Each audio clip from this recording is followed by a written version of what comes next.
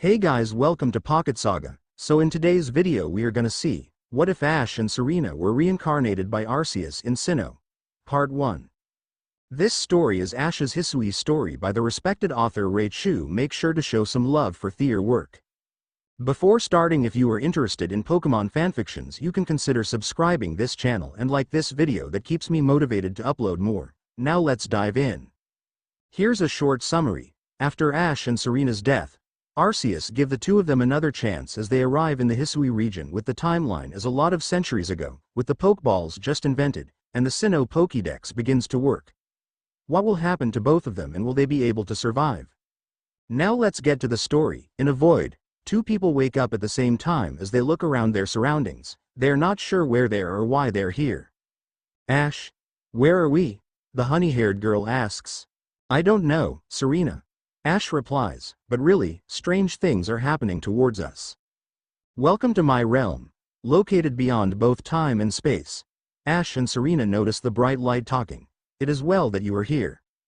As the glow dies down, it turns out to be Arceus. Ash gasps, Arceus? Wait, what? Serena asks, you know this Pokemon, Ash? I am that which humans call Arceus. Arceus says. Ash and Serena. Did you two remember what happened to you before waking up here? Ash and Serena remember what happened. It is after Ash won against Leon in the World Championships. He comes home to find his friends all gathering by his side. They are not there to congratulate him for being the world champion. Instead, they know that Ash is a rich man, and they want Ash to give him the money as compensation for dragging them through his journey. Ash is very confused, considering that they are the ones willing to come with him through his journey, not the other way around. Serena, Lily, her brother Gladion, and Ash's mother Delia all share the same confusion as to the others as they stand by Ash's side. Thus it causes the others to send out their Pokemon and attack them. Even though they have Pokemon to protect them, they decide to play dirty by aiming at the people instead of Pokemon. Ash and Serena are the ones who get hit, and thus they are sent to the emergency ward while the traitors are running for their lives after realizing that they have killed two people. At the ward, Ash and Serena eventually stop breathing as their Pokemon are now crying and weeping for their death. Their bodies are buried in the garden close to Delia's house, and Lily has been crying for their deaths as well. So we were dead. Ash and Serena frown. But my mom. My friends. How were they doing?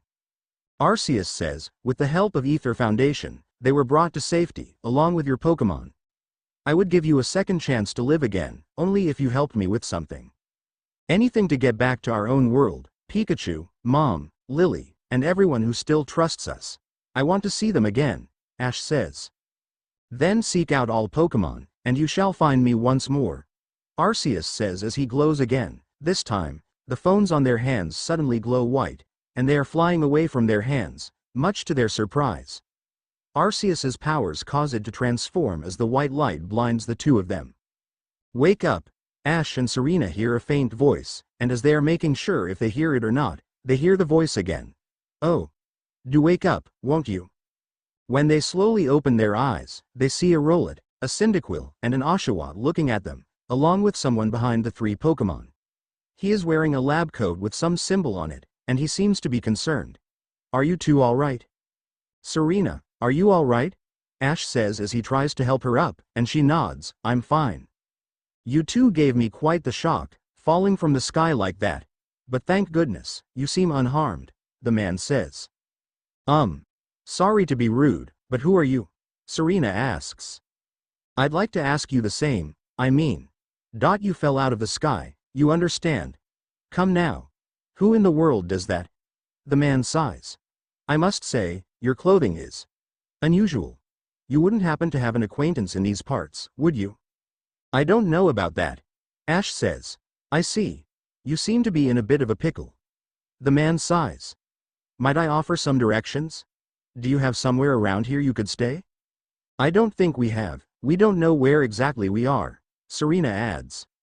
So you don't know anyone here, and you don't even know where to spend the night. Well, this is a proper pickle indeed. Are you quite sure you'll be able to survive? The man continues to ask. What do you mean by surviving? Ash asks. That sounds horrifying. The man notices their frown and he says, I see. Well, No gentleman would abandon two people in such need. As he hears the three Pokemon's cry, he says, "Oh my, I'd completely forgotten. I had just caught up to these three runaway Pokemon when you tumbled out of the sky. It's almost as if they knew you'd appear here. But do you even know what a Pokemon is?" "Of course, we know," Ash says. The person smiles. "My, that's a relief. Though you fell from the sky, it seems we have some common ground, Yes. Well, these three Pokemon belong to me, the mysterious creatures that they are. Oh yes, and what might your names be?" "I am Serena, and this is my boyfriend Ash," Serena says, and Ash nods. "Oh ho. We have a couple here. So you're called Ash and Serena. Those names have quite the ring to them. I imagine they must have some lovely meaning. Oh, but I do apologize. I haven't even introduced myself. My name is Laventon. I am something of a Pokemon professor." "I guess so, judging by your outfit," Ash asks. "That is to say, I'm a scholar seeking to deepen our understanding of Pokemon," Professor Laventon says as he turns to the three starter Pokemon. "Yes, Pokemon such as these three here. Why?" Before he can finish, those three Pokemon run off again. Professor Laventon gasps, "Oh, blast and bother. My darling Pokemon. Why must you run from me again?" "Does that happen very often?" Serena asks. "I'm terribly sorry, but do you think you could help me round them up?" "I beg you," Laventon says as he runs off. "Wait, you three, wait." Ash and Serena look at each other, and Ash says, "That was weird." "Yeah, but still, he didn't tell us where we are." Serena sighs. "But he is a professor, that means we can trust that guy, right?" "I guess," Ash says. "But I think I might have a clue of where we are. If that mountain is Mount Coronet, then we are in the Sinnoh region." Sinnoh region. Arceus was one of the mythical Pokemon that was discovered in Sinnoh, right? Serena asks. Just then, they find two glowing things on the ground. As they rush to pick them up, it turns out to be phones that are shaped like Arceus. Ash says, "Okay, I wonder what are those?" "Those might be our phones, but I can feel a strange power emanating from it," Serena says. "Me too," Ash adds as he opens the phone, with Serena doing the same. Ash and Serena. Suddenly, a message appears from the screen, and Ash asks, "Wait, is that Arceus?" "Maybe." As Serena types the message, it only replies, "I bestow upon thee this Arc phone in thy mission. Seek out all Pokemon." "Okay. So Arceus wants us to seek every Pokemon in the Sinnoh region?" Ash asks. "How many Pokemon are actually there?" Serena asks. "My friend Don told me that there are 151 Pokemon in the local Sinnoh Pokédex. But they don't have Rowlet, Cyndaquil, and Oshawott. So I guess maybe there are more?" "It might be possible." Serena sighs as they find the professor standing in the middle of the road. Sigh, alas. Yet another miss. Laventon frowns as he turns around to face Ash and Serena. "Aha. I'm glad you've come to my rescue, my new friends from the sky. I tried catching my little runaways by tossing some Pokeballs their way, but I'm not the best at this sort of thing, you see. I'd love to give you a go at it, but perhaps I should tell you a bit about these three first?" "No need, Professor. We already know about them. The grass type one is Rowlet. Rowlet can photosynthesize like a plant, and apparently, it battles using its sharp feathers. The fire type one is Cyndaquil. The fire burning on Cyndaquil's back will flare up whenever it is surprised or irate. And the final one is Oshawott, a water type. Oshawott naps while floating on the water, and it can battle using the shell-like object on its belly." Ash says. "I owned these three in the past, so I knew about them." "So all you need for us is to catch those three Pokemon using Pokeballs?" Serena asks. "Looks like you've got a hang of it." Professor Laventon takes out 50 Pokeballs, which is different from what they used to see. "Here you are, these are Pokeballs. Throw these at Pokemon to catch them. They look different from what we used to throw, but I guess it would be the same, right, Ash?" Serena asks. "I guess so," Ash says. "Pokeballs are a recent invention, you see. Throw one of them at a Pokemon, and why, the Pokemon will shrink down and fit inside the ball, comfy as can be. And with that, you've caught a Pokemon. Recent. So not only we are in Sinnoh, but rather we came back in time. Serena whispers to Ash. Yeah. So these are actually the first Pokeballs, and the ones we used in our world are the improvements from this one. Ash whispers back. I know we've just met, but I'm afraid I've no one else to turn to. I'd be awfully grateful if you could catch my 3 runaways. Laventon says as Ash and Serena nod as they rush to catch the 3 Pokemon. They also realize that Pikachu and their other Pokemon are not with them. That means only the 2 of them, as they can only throw these Pokeballs. Fortunately, Serena throws one Pokeball at Oshawott, and it is captured with ease. It seems you two've quite the knack for this Pokemon catching business. The jolly useful skill you have there. Laventon says. Still, this is most unusual. You don't seem fearful of Pokemon in the slightest. Well, it is really common from what we came from. Ash says as he throws another Pokeball on Rowlet, causing it to be captured. I can hardly believe it. Incredible, you know, many people fear to even approach Pokemon. Never mind catch them. Bravo, indeed. And then they finally find the Cyndaquil, but as Serena throws the Pokeball, it just breaks out. Ah yes, I'm afraid that can happen. Pokeballs are hardly 100% foolproof. Give it another go. Laventon adds. Ash throws the Pokeball again, and this time it is a success. After returning the 3 Pokemon to the professor, he says, thank you very much, indeed. Oh, what a relief to have them all back. You see, the 3 Pokemon you caught have only just arrived at the village to help with our research. They won't yet listen to anyone. And as I mentioned, they bolted from the village almost as if they knew you'd come falling. But I must say, Ash, Serena, I was taken aback by how well you use Pokeballs. How is it that you catch Pokemon so ably when you've only just arrived here? One can't help but think there's a reason you appeared here and now. Well, we are on a mission to catch all kinds of Pokemon. Ash says as he shows the professor his phone. This is an ARC phone, we found it on the ground a few minutes ago. What an odd device. Could it be guiding you somehow? Laventon asks. If you'll indulge me for a moment, there's something I'd like to share with you. You see, I have a dream. To complete this region's first complete record of its Pokemon. We in the field call such a catalog a Pokédex. A proper Pokédex is a wonderful work of research, containing detailed records of all the Pokemon to be found in the region. But, in order to properly document Pokemon, one must, of course, catch them. And therein lies the rub, I'm afraid. Pokeballs have only just been invented, and not many have mastered the skill of using them. I see. Ash says. Enter you two people with clear talents for catching Pokemon. Your goal is to seek out every Pokemon, and mine is to have all those Pokemon caught. A situation ripe for teamwork, don't you agree? I guess so. Serena says. Maybe we really can help each other out. Then whoever and from wherever you may be, I welcome you with open arms. The professor smiles. We've a Pokédex to complete. First things first, let's get these Pokemon to the village. Then we'll sort out your lodgings and find you some proper clothes and a meal and all that. Follow me. Then, onward to Jubilife Village. As the professor leaves, Ash says, so we are in the Sinnoh region a lot of centuries ago, when Sinnoh doesn't have a Pokédex, and Pokeballs were just invented. I can see why we have to survive in this area. But it will be fine, I guess? Serena asks. I mean, we can trust the professor, right? I know that professors are nice people. Ash says as they look at the Coronet Mountain, which has some space and time rift on it. But I wonder, Ash mutters. As they arrive at the gate, they hear the professor talking to the guards, who are wearing kimonos like they are from the past, which is actually true. Thank you for your tireless work keeping us safe, my good guardsmen. This young man and woman were of great assistance to me and my Pokemon, so I hope you'll forgive my bringing him into the village for a bit.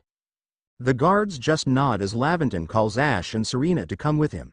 As they walk inside, they can see a lot of villagers who are wearing old clothes as well. They start to get worried as they are the ones who wear causal clothes from the future. This way, if you please, Laventon says as they walk behind the professor. He says, Jubilife Village. It's come a long way thanks to the fine people of the Galaxy Expedition Team. This road we're on now is known to the locals as Canela Avenue. Canela City had a gym, you know. Ash whispers to Serena. I wonder if people from the past have those as well.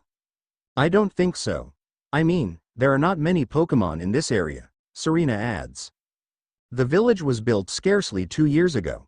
There's much to do yet and not many to do it. Laventon adds. And since we know so little of the local Pokemon, people hesitate to set foot outside the village. Ash and Serena notice the villagers are also whispering to themselves. Maybe they're talking bad things from them considering their outfits, or other stuff like how they're outsiders. Now, that impressive building up ahead of us is Galaxy Hall, headquarters for this entire outfit. Laventon points as Ash and Serena look at what he is pointing. They notice the symbol as Ash feels a little unease. Oh, botheration, I'd almost forgotten. I need to go and report that we successfully recovered the escaped Pokemon. Might I ask you to wait for me at the canteen? Ash and Serena can only nod, but Serena asks, but where is the canteen? It's just past this bridge here, then to the left. The wallflower, it's called. Professor Laventon then rushes off. Now we are alone again. Let's try to progress everything. Ash says, so after we died, we woke up in the Sinnoh region that was thousands of years before we live in. And we have to help the professor to capture every single one of the Pokemon, so that we can have a chance to go back home. Serena says. And that's why we are here, the Jubilife village? So this is what it is before Jubilife City. Ash says, but that Galaxy Expedition Team logo. It somehow reminds me of Team Galactic. Team Galactic? Is it something similar to Team Rocket or Team Flare? Serena asks. You can say so. Their leader Cyrus wants to destroy the whole world and use Dialga and Palkia's powers to create a new one. Very weird indeed. Ash sighs as they manage to reach the canteen. But just as they arrive, they are stopped by an old man who is standing in front of the canteen. He looks at them suspiciously and says, well now, aren't you awfully suspicious? The wallflowers for Galaxy Team folk only. We don't have seats for outsiders. Move along. Sorry if we become a burden. Ash says as they quickly step backward from the canteen. Serena says, I guess that we are in the past. That means not all people here are as friendly as the professor. I guess so. But the professor wants us to be here, and yet he won't let us in. What are we going to do then? Ash asks. Who are you two? I've never seen anyone dressed like you are. Just then, they hear a voice as they turn around. They see a girl with a beanie and a heavy outfit walking towards them. Ash gasps as he asks, Dawn? It is dusk, not dawn you know. The girl sighs. What if you were attacked by a Pokemon? You'd be minced meat in those flimsy clothes. That was really exaggerating, Serena mutters. If the guard let you through, you must have ties with somebody in the village. Perhaps you've met Professor Laventon? He's a scholar from a faraway place. His Pokemon do get away from him at times, though. It makes me a bit worried for him. I suppose I'm hardly one to talk. I've had some trouble with Pokemon myself. What do you mean by that? Ash asks with confusion. I was hit by a Pokemon move called Thunder Shock not long ago and had to take to my bed. The girl frowns. But the professor?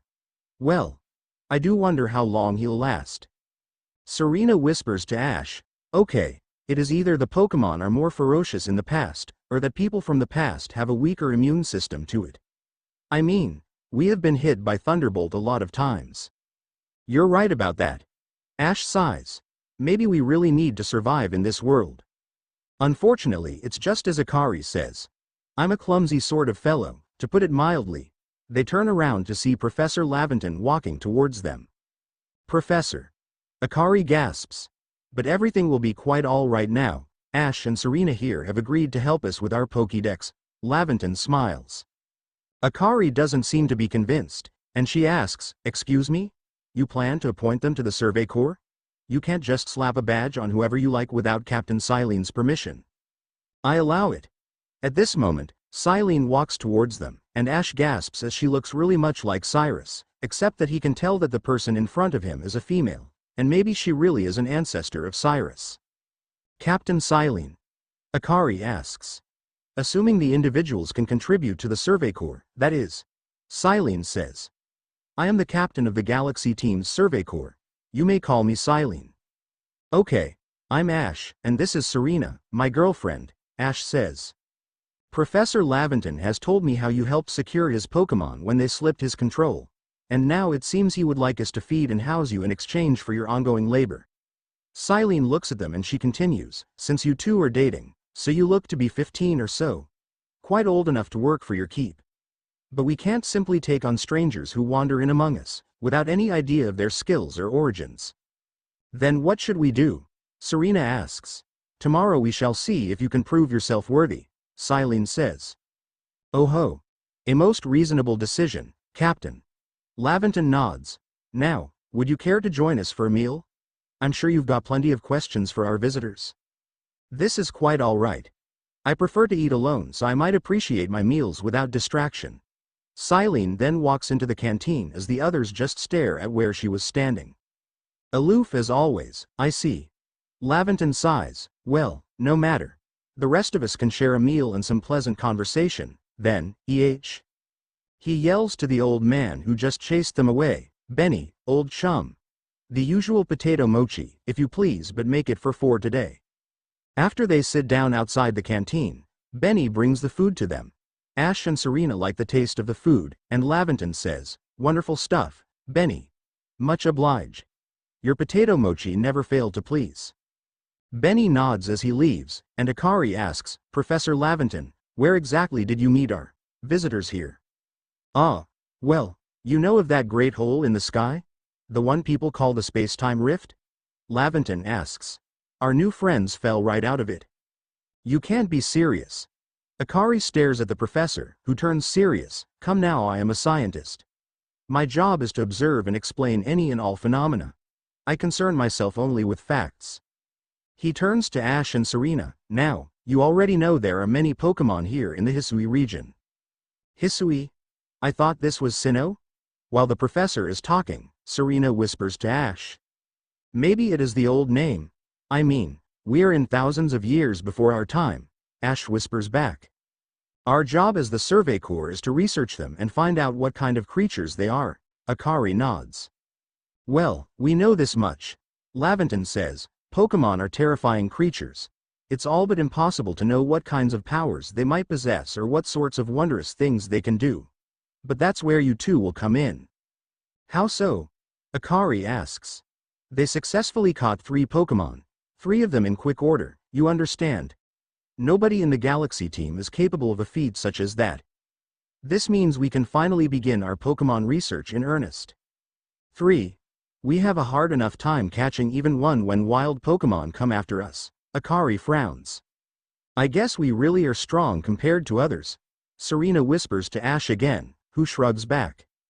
Ah, well, to be perfectly fair, the Pokemon that fled to the beach weren't on the attack, and Serena here caught 1 while Ash caught 2.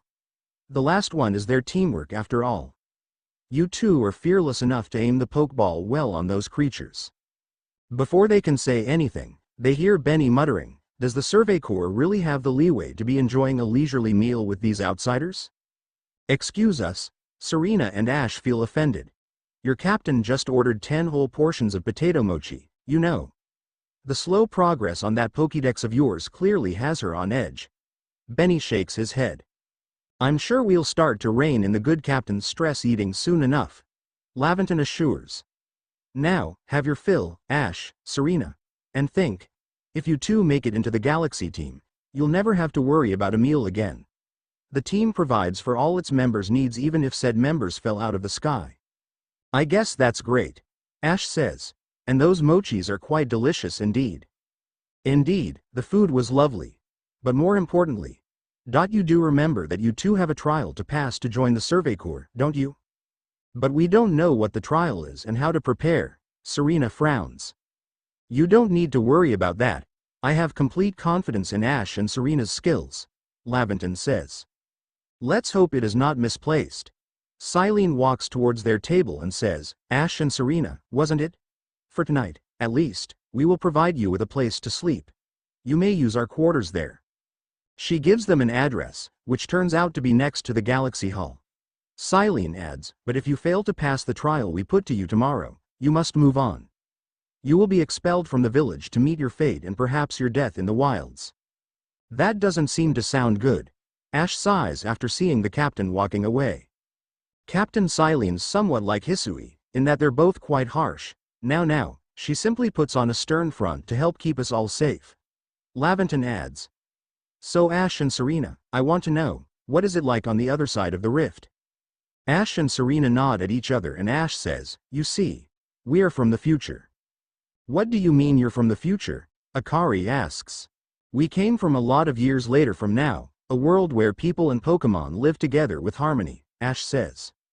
"I guess it would make sense considering that space-time rift has to do with time and space," Laventon says.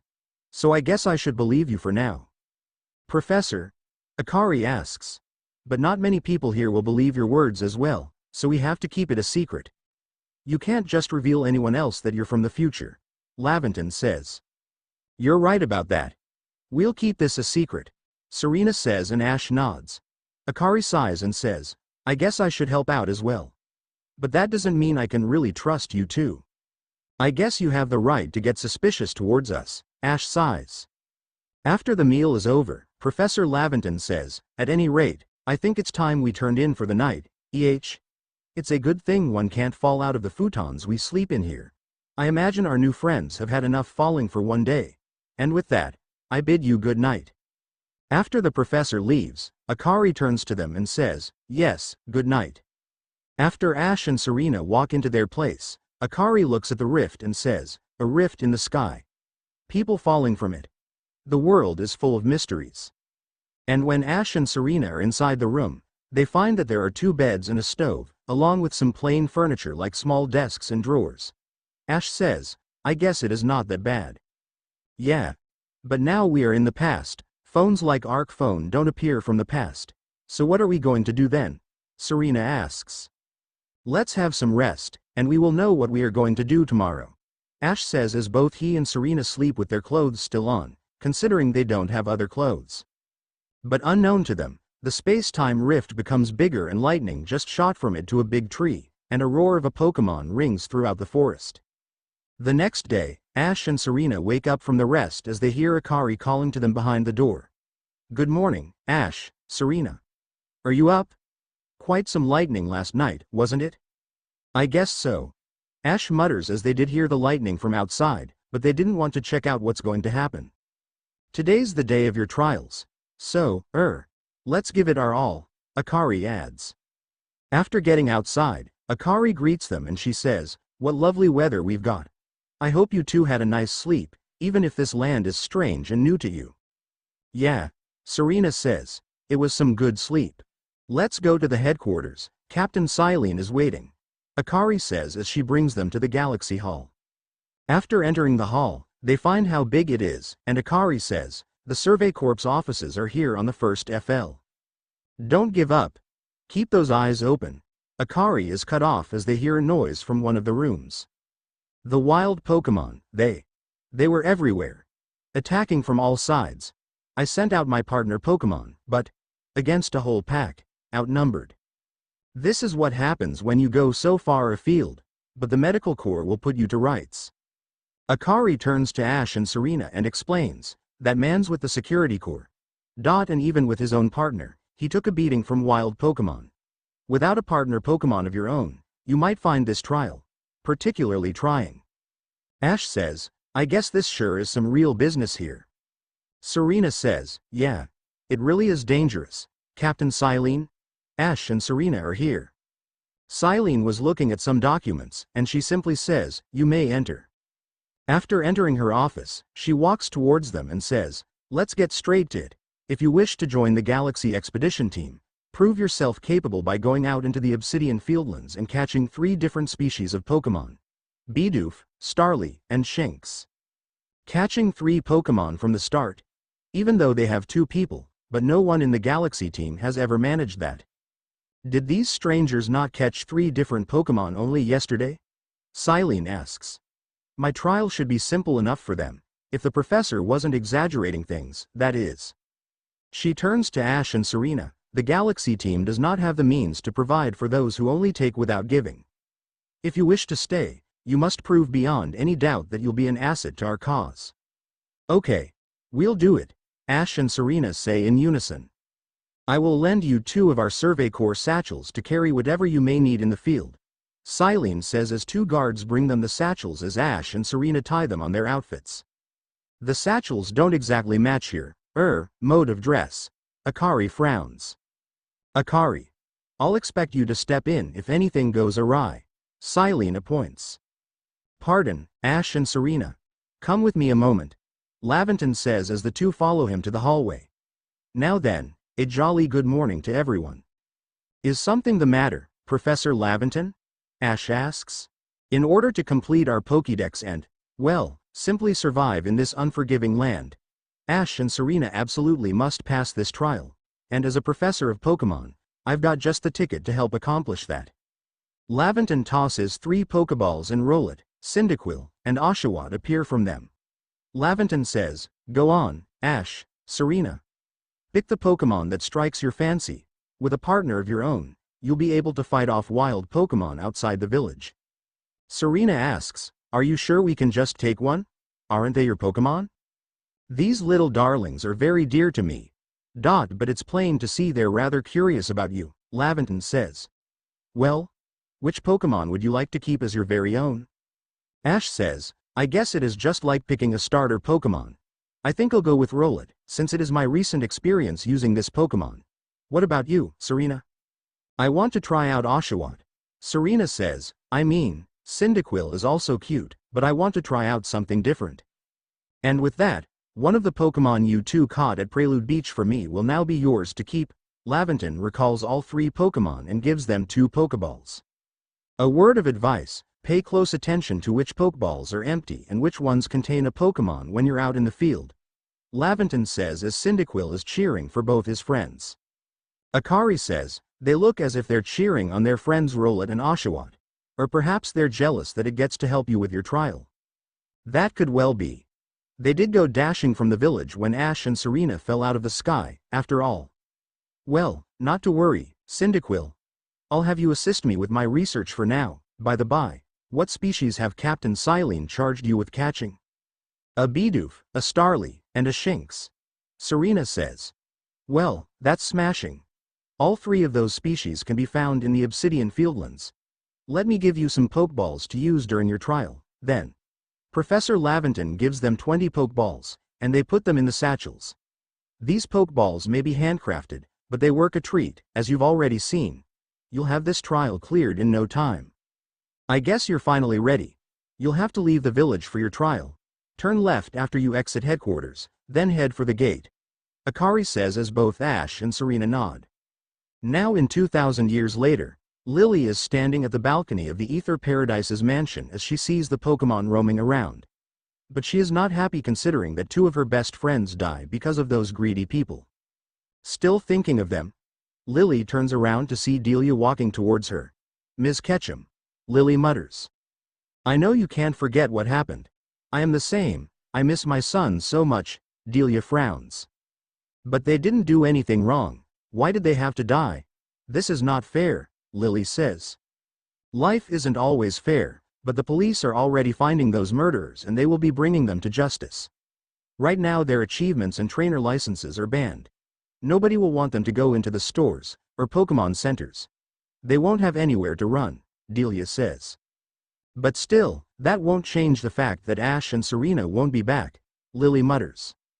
Lily, Ms. Ketchum. There you are. Just then, Gladian and Lusamine rush towards them, much to their confusion. Lily asks, Brother? Mother? What's the matter? Haven't you guys noticed? Look out the window. Gladian says as the 2 females rush to the window, only to see Pikachu and the others panicking about the weird purple sky. What's going on here? Lily asks with horror. The whole Ether Paradise is now floating in some sort of wormhole. Lusamine says. But who will be doing such a thing? I am. Just then, they see a giant silhouette outside of the paradise, and they rush towards the balcony to see what it is. No way. Arceus. The alpha Pokémon? Lily gasps. But why is it here, and what does he want with us? Lusamine asks.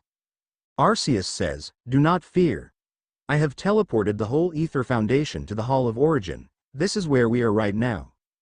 Hall of Origin. Why are you doing this? What do you want with us? Gladian demands. Ash and Serena are not dead, Arceus says, causing the 4 of them to flinch. I'm sorry, what? Delia asks. Ash and Serena were dead, but I have revived them because history needs them. Arceus says. The four of them gasp as they can't believe what they have heard. Ash and Serena are alive, and they are really happy to learn the truth. Lily asks, but what do you mean history needs them? Arceus says, a few centuries ago, two people go back to the past and help record the first Sinnoh Pokédex. And the two chosen are actually Ash and Serena. So you mean, Ash and Serena are revived, but they are now in the past? Delia frowns. She was happy that Ash and Serena are still alive, but she is sad that she can't meet them since they are now in the past. That's why I teleport this whole ether foundation here in the space-time rift. Let's say that it has become a link between the world you're living in and the world they're currently in, Arceus says. So we can find Ash and Serena? Lily asks, now delighted. You can find them, but you can't interfere with what they are doing. Or else the world you are now living in will be destroyed as you rewrite the history, Arceus says. I see. But why are you doing this to us? Delia asks. When Ash and Serena are now in the past, they don't have anything with them. They don't have any items or Pokemon with them. I am sure they can make some items, but for the Pokemon, I will want to send some for assistance, Arceus says, and true to be told, all of the Pokemon are excited, with Pikachu being the most excited one. But only a few of them, considering that their mission requires a lot of Sinnoh Pokemon. But there are a minority of them that can come. Arceus picks Pikachu, Snorlax, Heracross, Keelava, Glalie, Staraptor, Torterra, Infernape, Weasel, Gliscor, Gible, Sylveon, and Lucario to come. As for the others, they can just stay at the Ether Foundation to cheer for them. And for how you'll know what they are doing, you can just turn on the television, Arceus adds. Lily and the others are confused as they open the television, and they are surprised to see Ash and Serena following a girl who looks like one of the murderers, Dawn, as they are seemingly leaving a village. What did you do to the television? Lusamine asks. This is God's perspective. Everything that I saw will be reflected into the screen, so that way, you can see what they are doing and how they are going to write our history. Okay. I just hope they are fine, Lily says while holding her hands. As for the Pokemon that I've chosen, I will find a chance to send you to the wild. They will find you no matter what, Arceus says as he glows, and then the Pokemon he has chosen all disappear. Now they will be sent to their respective locations to wait for Ash and Serena, Arceus says as he leaves. Then the four of them decide to process everything about what has happened. After Ash and Serena leave the Galaxy Hall, they walk towards the gate as they see Akari talking to a blonde-haired man that shocks Ash. The person has a resemblance with Cynthia, his aunt from his father's side, which means the person in front of him must be his ancestor. Oh, what a curious get-up you have there. I can already tell you're quite the character, the man says. Who are you? Serena asks. I'm Volo of the Ginkgo Guild, the go-to choice for any of your mercantile needs here in Hisui, Volo says. I've heard talk about you too. Feel from the sky, didn't you? Now that's certainly a tale I'd like to hear. He acts just like Aunt Cynthia. Ash thinks. Oh, and you've a Pokemon. You're certainly full of interesting surprises, Volo says after seeing the Pokeballs. Investigating the odd and novel is key to any good merchant's success. So what do you say? How about one of you and I see how our Pokemon stand up to one another in battle? I guess that's fine for me, Ash says. Serena? Sure, I'll leave the battle for you, Serena nods. I like you two better and better. What a delightful find. I've also heard about this trial you're to attempt. Let's have a quick battle to get your blood pumping before you head out. He sends out a Togepi, and Ash is surprised. A Togepi? That sure is unusual. Serena says, sounds like you have a hard time with this Pokemon. Pikachu though, he refuses to battle Togepi because of some specific reasons. Ash says in a bitter tone in the end, and Serena knows what he means. Rowlet, use Gust. Rowlet spreads his wings as it creates winds to deal some damage to Togepi, and then he continues to use it while Togepi goes with Tackle. In the end, Togepi is defeated as the battle ends. It's always good fun to have your Pokemon do battle, don't you think? Volo smiles after recalling his Pokemon. Yeah, I know, Ash says after recalling Rowlet. But so few people here have their own Pokemon. If only more knew how to use Pokeballs. Volo sighs. At any rate, let me help our two battlers recover from their little exercise. He takes Rollet's Pokeball and heals the Pokemon by using potions and other things. And to you, my sky-fallen friends, I present some potions in thanks. They receive 5 potions as they put into their satchels. I'll be hoping that you're successful on that trial of yours. After he leaves, Akari turns to Ash and Serena. That's really something. Not only can you catch Pokemon, you can lead them in battle. Well, we do that a lot in the future after all, Serena shrugs. Now, to the Obsidian Fieldlands. Akari cheers. When you're leaving Jubilife Village, make sure you choose a destination from your map and tell Rest the guardsman where you're going. That way, someone can come to your aid if you're knocked out by a Pokemon. That sure sounds dangerous. Ash frowns. Your trial begins just a short way past that front gate. Akari says as they are about to pass the gate. Rest the guardsman stops them and says, "You're Ash and Serena, correct? I was informed you'd be passing through. Your trial will take place outside the safety of the village. Please take care to come back alive." "We will." Ash says, "We're going to the Obsidian Fields." The guardsman nods as they walk towards the base camp. Once they arrive at the base camp, they can see some tents setting there as Akari says, "This is our base camp, the last safe haven before you reach the wilds. For your trial, you two must catch 3 species of Pokemon. Bidoof, Starly, and Shinx. Are you ready to get started?" "You bet we do," Ash says, but then they also see that Professor Laventon is there. "Oh, Professor? Is something wrong?" Akari asks. "Ah, well, you see." Laventon makes a frown face. "Captain Silene got hold of me after you left. She impressed upon me that I bear full responsibility for whatever hops into our sudden guests. That's our unsparing captain. But what help exactly can you offer out here, Professor?" Akari asks. "To be honest, my dear girl, I don't intend to lift a finger. Ash and Serena's talents are the real deal. They'll pass with flying colors, you'll see," Laventon adds. "Ah. So the responsibility for them still lies, in fact, with me, then." Akari sighs. "Well, I'm sure Ash and Serena will be fine. Let's begin the trial." "Okay. So first, we need to catch a Bidoof," Ash says as they walk forward, but both he and Serena are amazed at the great view from the top of the hill. "This is amazing." Serena gasps in awe. "This is Aspiration Hill. The species of Pokemon you're meant to catch all alive here," Akari says as a Bidoof appears in front of them. And along comes a Bidoof. Time to get ready to catch it. The key is to aim carefully. Not that you seem to need my advice, I'm just sharing what I know. Bidoof has a mellow disposition. That means it tends not to run from people, so this'll be easy. Serena rushes and throws a Pokeball at Bidoof, and immediately it is captured. That was easy.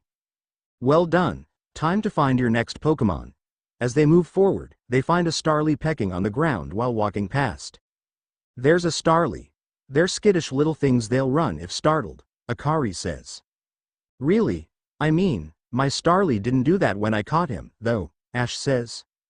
"But you should be able to get close to them. If you crouch you'll be harder to spot," Akari says as Serena decides to do it as she sneaks around Starly, and then she finds a chance to throw a Pokeball and captures it. Ash says, "Wow, Serena. You're good at this. But make sure you leave Shinx to me, or else I didn't do anything." "Sorry, but you did capture 2 Pokemon back then and I only had 1. It is only fair if I do the same," Serena says back. "Sure," Ash says as he sees Akari staring at the berry tree. "Akari, what are you doing?" "You can also try throwing your Pokemon's ball at rocks or trees like this one to have it investigated. If your Pokemon finds any berries or other items, it'll bring them to you." Ash has Rollet do it, and then he finds 3 apricorns, which are used to make Pokeballs. "Now we've reached your final hurdle, catching a Shinx," Akari says as they move forward to find the Shinx. "Shinx has an aggressive disposition. Could you already tell that?" Akari asks. "I know, considering Clemont has one," Serena says. "I thought you might. I can never tell until I focus on a Pokemon carefully." Akari nods. "Once aggressive Pokemon get irate, they'll knock aside any ball you throw at them. So all that needs is to battle them," Ash says. "Indeed, I've got no doubt you'll hold your own in battle," Akari says. Ash throws Rollet to battle the Shinx. By using Leafage, it deals some damage, and Ash uses the chance to throw a Pokeball, capturing the Pokemon in the end. You approached those Pokemon without a hint of fear. And caught each one. You're like gifts the sky dropped to us, Akari gasps. I guess so? Serena asks with confusion. With you two at our side, I think the Survey Corps has a real chance of compiling a complete Pokédex as we've been ordered. This is wonderful. I'm still curious why on earth you came falling from the sky like you did. But for now, let's tell the professor we're ready to head back. Sure. Ash says. After getting back to the base camp, Laventon says, oh ho. I said you'd pass the trial with flying colors, and it seems you went and did just that. Congratulations, Ash. Serena. You've taken your first step towards seeking out every Pokemon. This calls for a commemorative photograph. Ash and Serena are surprised to learn that the professor has a camera, an old-fashioned one, though. With skills like yours, I suppose this was a foregone conclusion, Akari says. Now then, we'd best report to Captain Silene. Time to head back to Jubilife Village, EH. Sure. Ash and Serena nod as they walk back to the village. While on the road, Akari says, in time, you'll be able to send Pokemon you've caught to live in the village pastures. You can bring up to 6 Pokemon with you into the field, in theory. I was just wondering what will happen if we capture more than 6. That was great, I guess, Serena says. Though we've never had anyone skilled enough to do so, Akari chuckles. Come now, you 3. Let's not dilly-dally, Captain Silene awaits our report at headquarters, Laventon says. I bet Captain Silene will be very pleased, Akari says. After entering the hall and to her office, Silene says, it seems we won't have to leave you to die, after all. Congratulations. You've passed your trial. You can hold on to those satchels. Is that all you have to say? Ash mutters a little and Serena agrees. I must admit the both of you've impressed me. I set a high hurdle to judge whether strangers like yourselves could be worthy, but you cleared it. These are yours. The official uniforms of the Survey Corps. After taking the outfits, Silene adds, get changed in the room you used last night. Then you're to report at once to the 3rd floor. Present yourself in uniform to our commander. This is your first official order from your captain. Yes. Both of them nod as they rush back to their place to stay as they're going to change their outfits, but much to their surprise, they find a giant portal in front of them and Ash asks, what's going on here?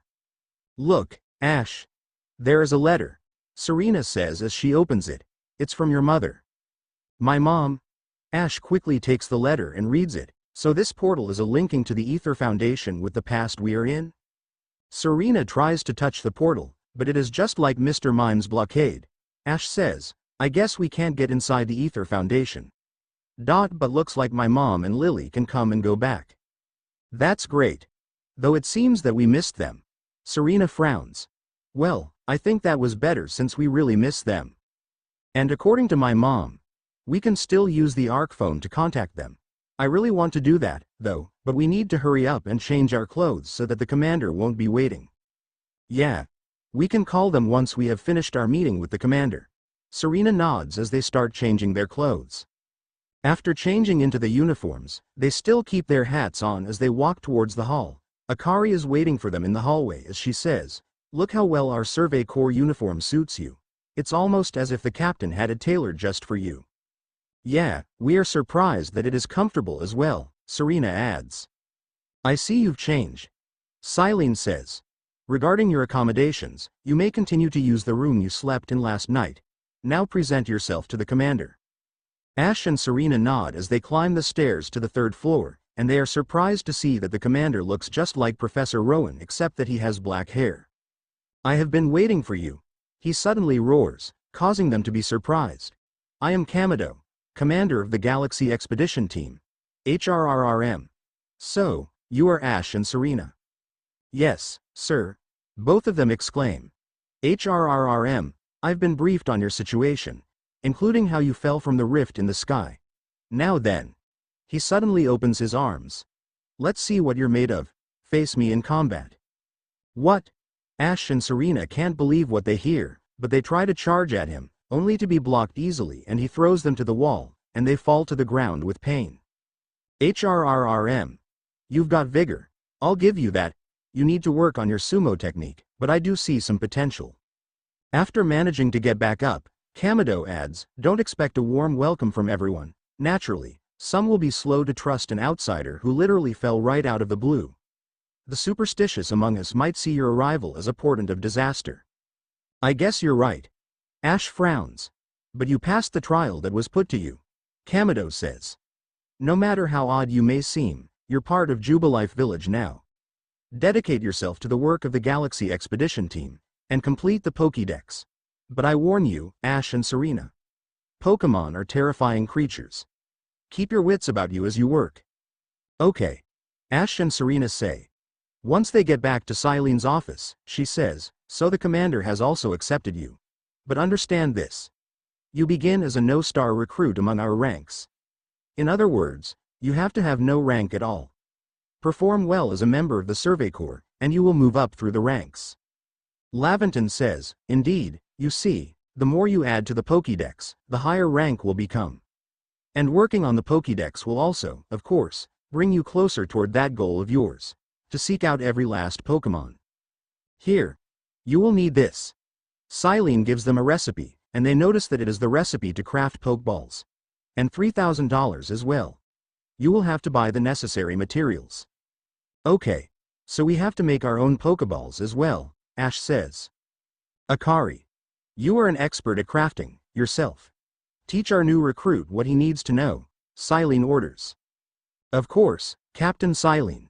Now, as the experienced craftsperson here, let me explain a bit to start with. Crafting means making items with your own two hands. You can buy some items at the general store, but self-sufficiency is worth striving for. You can even make our most valuable tools. Pokeballs. Think where we'd be if we couldn't do that. Let's head to the craftworks. Just great. This is getting harder and harder, Serena mutters. I mean, we haven't crafted a Pokeball before, Ash adds. But as they walk out of the hall, they find a woman walking towards them. Well done earning a place in our team. My name is Anthe. I'm the local clothier. The professor asked that I ready you a change of clothes, so here you go. I do hope they fit. They receive the everyday kimono and trousers, and she continues, I hope you'll avail yourself of the village's humble shops. After she leaves, Akari rushes to them and says, this way to the craftworks, Ash, Serena. She grabs them by the arms as they arrive in front of the store. You can use the workbench here at the craftworks anytime you need to make an item in the village.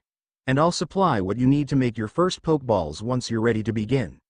Call it my way of saying congratulations on joining us. Just spend the money you got from the captain on clothes, or whatever you think is best. Go up to the workbench, and watch me how to make a Pokeball. Then they see how Akari makes it and he also tries to do it. At first they think it is hard to make, but it turns out that it is not that hard as they used up 20 apricorn and 20 tumblestone to make 20 Pokeballs for use. I guess this is simpler than our own Pokeballs in the future, Ash says to Serena. Yeah. Serena says, maybe we can try to show everyone the key to make Pokeballs once we get back to the future. Oh ho. Now that's some fine craftsmanship. Hard to believe this was your first time stepping up to the workbench, my boy and girl. Laventon walks towards them again and says. You'll recall, of course, that Pokémon possess the odd power to shrink themselves down. With the Pokeballs we craft, we can make sure of that power to catch them, also that more Pokémon species can be duly recorded in a Pokédex. And on that note, here you are. Laventon takes out an empty book for Ash and Serena, with the cover saying Pokédex. Ash says, I guess this is still the past, so we have to write things down on our own. But that sure is a way to do it. Serena adds. I prepared this volume just for you too. I hope it aids you well in your aim to seek out all the Pokémon there are in this grand region, Laventon says. You'll have to complete lots of research tasks to help the professor fill out the Pokédex. The same goes for me, of course. I've also got Pokémon to research, as a Survey Corps member, Akari says. I'd be all too happy to explain more about the research tasks I could use your assistance with. Come join me at the Fieldlands camp whenever you are ready, my good Ash and Serena. Laventon says as they are about to walk towards the Obsidian Fieldlands, but they are stopped by a guard named Beauregard. Hey, excuse me. I couldn't help but overhear. If you're going to the Fieldlands camp, would you mind taking care of a request for me? That depends. What is your request? Ash asks. I'm standing guard, so I can't leave my post, but I'll be here at the headquarters if you want to talk about it. Beauregard says. So there's this Pokemon called Wurmple. Have you heard of it? We do have heard about it, Ash says. Well, you see, I was having a chat with Professor Laventon, and he told me that after a Pokemon gains a certain amount of experience through battling and the like, it will sometimes change its appearance and become stronger. He said it was a phenomenon called evolution, and so I decided I want to raise a Wurmple myself and have it evolve. You're part of the Survey Corps, aren't you? If you catch a Wurmple, could you let me have it? There'll be a reward in it for you, I promise. Just get me a Wurmple if you can. Sure, so he needs a Wurmple. That will be our first side quest, Serena says. But for now, we have to go to Obsidian Fieldlands, Ash says as they walk out of the village along with Laventon and Akari. Righto. Let's get to it, then, shall we? Laventon asks after arriving at the Fieldlands camp. In order to complete this Pokédex of ours, there are a great many research tasks I'll need your help to carry out. The details of these tasks can be found in the Pokédex for you to reference anytime. You must catch and battle diverse Pokémon species and carry out plenty of research tasks. Do so, and you'll gain research points and other rewards for your work. One last piece of advice, Ash, Serena. Akari says in a serious tone. If you see a wild Pokémon's attack coming your way, dodge like your life depends on it. Wait, dodge? Ash asks. Here, watch closely, and remember what I do so you can do it later. Akari takes a breath and starts to do some somersaults. That beautiful, flowing bit of gymnastics is what we call a dodge. If you're light on your feet, you can dodge out of the way of wild Pokémon's attacks. That way, hopefully, you can avoid taking a beating and blacking out in the wilderness. Black out? Serena asks. The security corps had to collect me when I got the business end of some Shinx's thunder shock. But don't you worry, I've got lots of experience to draw on, and I'll teach you plenty. That will be nice. Ash nods. Now look into your Pokédex. You might have noticed that you have a research task to do with how many Bidoof you've caught. Catching one isn't enough, you need 2, then 4. Then more and more, Akari says. That sure is hard. Ash sighs. And there is a task that is to catch Starly without being spotted, right? Akari says. Not to mention there are also some Pokemon like Weasel who is aggressive as they will attack you no matter if you're a Pokemon or human. One of the tasks is to see Pokemon using certain moves. To be precise, you have to see it use the move in battle. That sure is a lot to take in, Serena says, but I'm sure we can do it. After bidding farewell to Akari and Professor Laventon, they finally decide to do things first, that is to call Delia through the ARC phone. And after a while, they manage to get in contact with Delia. Ash, Serena. Is that really you? Delia asks after seeing the two of them. It is us, Mom. How are you? Ash asks. I really hope that our deaths back in the world you're in don't affect you much. Thanks to Arceus, we managed to learn that you two are now here in the Hisui region thousands of years ago from now. Delia says, right now all of your Pokemon and I are in the Ether Foundation. We have decided to abandon the house considering those murderers will find us there. We also read the letter, so you can come to our world to see us, right? Serena asks. We can, but according to Arceus, we can't do anything to mess with time. That means, Lily and I can only interact with you two and we can't be seen by the others. So we will be meeting you in your own room. For other times, we will be watching you and give you some advice from the Ether Foundation. That will be nice, thanks. Mom. And please tell Lily that we say hi. Ash says as he ends the call with Delia as they start with their work. Okay, so let's see what we have to do here. Ash says as he looks at the Pokédex, we have captured a male Bidoof. Let's try to capture a second Bidoof that is female and bigger than the others. Well, we are in Aspiration Hill. If we search enough, we might be able to find it without any problem. Serena says as they split up and search for it. Bidoof's research tasks. Number caught. 1, 3, 6, 12, 25 number of heavy specimens caught. 1, 2, 3, 5, 7 number defeated. 1, 2, 4, 10, 15 number of different forms you've obtained. 2 number you've evolved. 1 investigated the Bidoof that bother the village. 1. I guess that's enough for the Bidoof, let's try to go next. Which is Starly, Serena says. Starly, huh? Ash says, But much to their surprise, they see a Staraptor flying down from the sky as he lands in front of Ash. A Staraptor? The Staraptor tackles Ash as it is showing affection. Serena says, "Wait, didn't your mother say that some of your Pokémon also travel back to the past to find you? Does that mean this Staraptor?" "Is that true, Staraptor?" Ash asks the Pokémon, who nods back. "Welcome back to the team, Staraptor.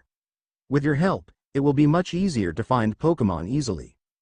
And much to their surprise, the Arc phone glows and Staraptor's Pokeball appears in Ash's hands, only that it looks like the ancient Pokeball like they are holding right now. After recalling the Pokémon, he says, "If that's the case, that means Pikachu might be somewhere close by as well. I can't wait to see him again." "Me too. But we should finish the Starly quest first," Serena says. Starly's research tasks. Number caught. 1, 3, 6, 12, 25 number you've caught without being spotted. 1, 2, 5, 10, 20 number defeated.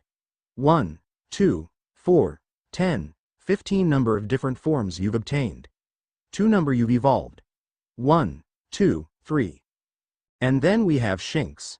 Serena says, "This is harder, since we have to defeat it with a ground-type attack. Staraptor, can you do any ground moves?" Staraptor shakes his head as he can't, and Serena sighs, "I think we can only try to go back and redo it." Ash frowns as he goes to capture a male Shinx since they already have a female one. Shinx's research tasks. Number caught. 1, 3, 6, 12, 25 number defeated. 1, 2, 4, 10, 15 number of you've defeated with ground-type moves. 1, 2, 4, 6, 10 times you have seen it use quick attack. 1, 3, 6, 12, 25 times you have seen it use bite. 1, 3, 6, 12, 25 number of different forms you've obtained. 2 number you've evolved. 1, 2, 3. Now we have those 3 done. I think we should also write about the Pokédex entry, right? Serena asks. "Sure, it is a good thing we have the Arc phone," Ash says. Hisui Dex entry number 10. Bidoof. The plump mouse Pokémon. Normal type. Bidoof has an unsophisticated face and is rarely flustered by anything. There have been incidents involving Bidoof sauntering into villages and gnawing on the houses without a single care. Hisui Dex entry number 12. Starly. The starling Pokémon. Normal and flying type. They live in the fields and mountains, gathering in large flocks. Their cries are quite obnoxious. Though small, their wings are strong. A strike from them leaves pain that persists for a week. Hisui Dex entry number 15. Shinx. The Flash Pokémon. Electric type. Shakes its body to generate electricity. Its stature belies its aggression. One must be patient to tame this Pokémon. Ash says, "Now that I've thought about it, we should also do Rowlet and Oshawott Dex as well." "You're right." Serena says, "Let's see. Rowlet can use Leafage, Roost, and Aerial Ace, right?" Ash says, "He can, so we need to record all 3 moves. But there is something. Using Strong Style move and Agile Style move. I wonder what does that mean?" Serena asks. "I don't know, but let's get Rowlet done first," Ash says. Rowlet's research tasks. Number caught. 1, 2, 3, 4, 5 times you have seen it use Leafage. 1, 2, 4, 10, 15 times you have seen it use Roost. 1, 2, 4, 10, 15 times you have seen it use Aerial Ace. 1, 2, 4, 10, 15 times you've seen it use a Strong Style move. 1, 2, 4, 10, 15 times you've seen it use an Agile Style move. 1, 2, 4, 10, 15 number you've evolved.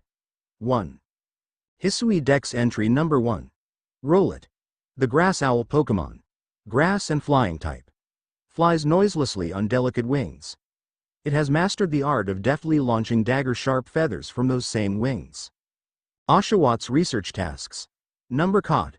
1, 2, 3, 4, 5 times you have seen it use Aqua Jet. 1, 2, 4, 10, 15 times you have seen it use Water Pulse. 1, 2, 4, 10, 15 times you have seen it use Slash. 1, 2, 4, 10, 15 times you've seen it use a strong style move. 1, 2, 4, 10. 15 times you've seen it use an agile style move. 1, 2, 4, 10. 15 number you've evolved. 1. Hisui Dex entry number 7 Oshawott. The Sea Otter Pokemon. Water type. This Pokemon from the Unova region uses the shell on its belly as a weapon to cut down its foes. Thus, I've conferred upon this shell the name, Scalchop. Well, now that's done. All we need is to evolve all of them and capture some more, Ash says. Agreed. Serena says as they walk to the Horseshoe Plains. They see the Pokemon that they are asked to capture. Wurmple. A Wurmple. Let's see. We have to capture some lighter specimens, and cathing it without being spotted, Serena says. There is a lighter one, but I think we should capture some more considering we are going to give one away to the guard, Ash says. Wurmple's research tasks. Number caught. 1, 3, 6, 12, 25 number of light specimens caught. 1, 2, 3, 4, 5 number you've caught without being spotted. 1, 2, 4, 6, 10 number defeated. 1, 3, 6, 12, 25 times you have seen it use poison sting. 1, 3, 6, 12, 25 number you've evolved. 1, 2, 3. Hisui Dex entry number 18 Wurmple. The worm Pokemon. Bug type. Likes sap and is abundant in the wild. Why it evolves into various different forms is unknown. One cannot tell from a Wurmple's appearance which forms it will take when it evolves. That's true after all. Serena says. Hey, Ash, Ponyta is here as well. Ash looks in the direction as they see a Ponyta rushing past them. They have decided to capture some for the Pokédex. Ponyta's research tasks. Number caught. 1, 2, 4, 10, 15 number of heavy specimens caught. 1, 2, 3, 4, 5 number defeated. 1, 2, 4, 10, 15 number of you've defeated with water-type moves. 1, 2, 4, 6, 10 times you have seen it use Ember. 1, 3, 6, 12, 25 times you've given it food. 1, 2, 3, 4, 5 investigated a sighting of an unusual Ponyta. 1. Hisui Dex entry number 23 Ponyta. The Firehorse Pokemon. Fire type. These Pokemon live in herds out in the grassland. Newborn foals lack their fiery manes, which will develop about an hour after birth. They find Akari waiting for them as she says, "You're really doing quite well for yourself. Here, a little reward for keeping up with me, your own crafting kit." Ash and Serena manage to get a crafting kit, and Serena says, "So we can use it to craft Pokeballs anytime without going to the shop to craft. That's neat. And here's a recipe for potions, too." Akari says as she gives them the recipe. Now with an Oran berry and a medicinal leek, you can make a potion. So do heal your Pokemon. Akari says. By the way, how goes your research? Ash smiles. Great, it turns out I found one of my Pokemon that was also fell from the space-time rift. He throws a Pokeball to reveal Staraptor.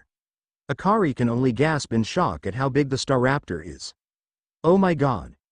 Akari gasps as Ash quickly recalls the Pokemon before she faints with shock. You have a Staraptor that is such high level. Man. You sure are full with surprises. Akari says. The professor needs to see this. I know, we're going back to Professor Laventon right now, Ash says as they all walk back there. Oh ho. If it isn't a crafting kit, you must have listened attentively to Akari's teachings. Excellent work, dear boy and girl. Laventon says. This seems a good time to explain to you about survey reports and the rewards they offer. They learn that after submitting survey reports, they will receive money based on the level and number of Pokemon they've caught. On that note, let me check the research tasks you've completed thus far. After showing the Pokemon, the professor is amazed, but he is also stunned to see a Staraptor, which Ash also explains to him just like how he explained to Akari. I see. Most illuminating. I'll update our Pokédex with this new data, Professor Laventon says. Well, we have already updated some data such as their entries, Ash says as he shows them. I see. Well, since you have captured them and also befriended them, I guess it is no doubt that you know more than I do. Laventon chuckles. Let me do the research levels, then. For each task, there are different points, and the maximum is 10. That sounds confusing, Serena says as the professor checks the data. You two've made good progress on these research tasks, Ash and Serena. I do believe you're ready to move up the ranks. Let's head back to the village and report the good news to Captain Silene. It's time you earned yourselves a star. After getting back to the Galaxy Hall, they also find Beauregard, and he says, "Have you got a Wurmple you could give me?" "Here it is." Ash takes a Pokeball and hands it over to him. "You really brought me one. You must be as good as the rumors say. I'd like to name this Wurmple right away. Now I've been told a Wurmple will evolve into a Pokemon known as Beautifly, so I should give it a name with that in mind. Which of these do you like best? Beauticia, Beautifrid, or Bogene?" "I am not sure if that Wurmple will evolve into a Beautifly though." Ash whispers to Serena, who nods and says, "How about Beauticia? I like that one. I'll raise Beauticia to be a splendiferous Beautifly." "Wait and see," Beauregard says as he gives them a reward known as Dazzling Honey. After that's done, they go inside the hall and find Silene. "If you have progress to report, I will judge its worthiness. Show me your Pokédex," Silene says as Ash hands over the Pokédex. After seeing the data, she nods. You have made progress. It seems you have earned yourself a star."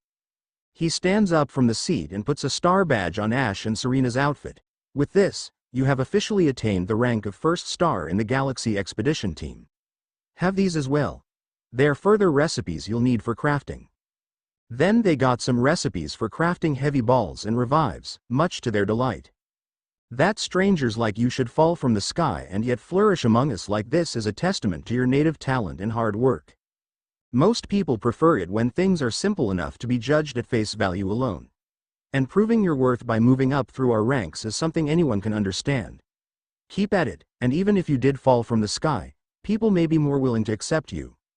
Working your way through the ranks will also be a help if you wish to make a life for yourself here. A higher rank will grant you access to more types of Pokeballs and greater rewards."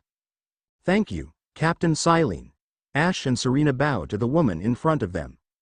"For today, at least, you've earned yourself a meal at the Wallflower and a good night's rest," Silene says as they go find Laventon and Akari as they have dinner together.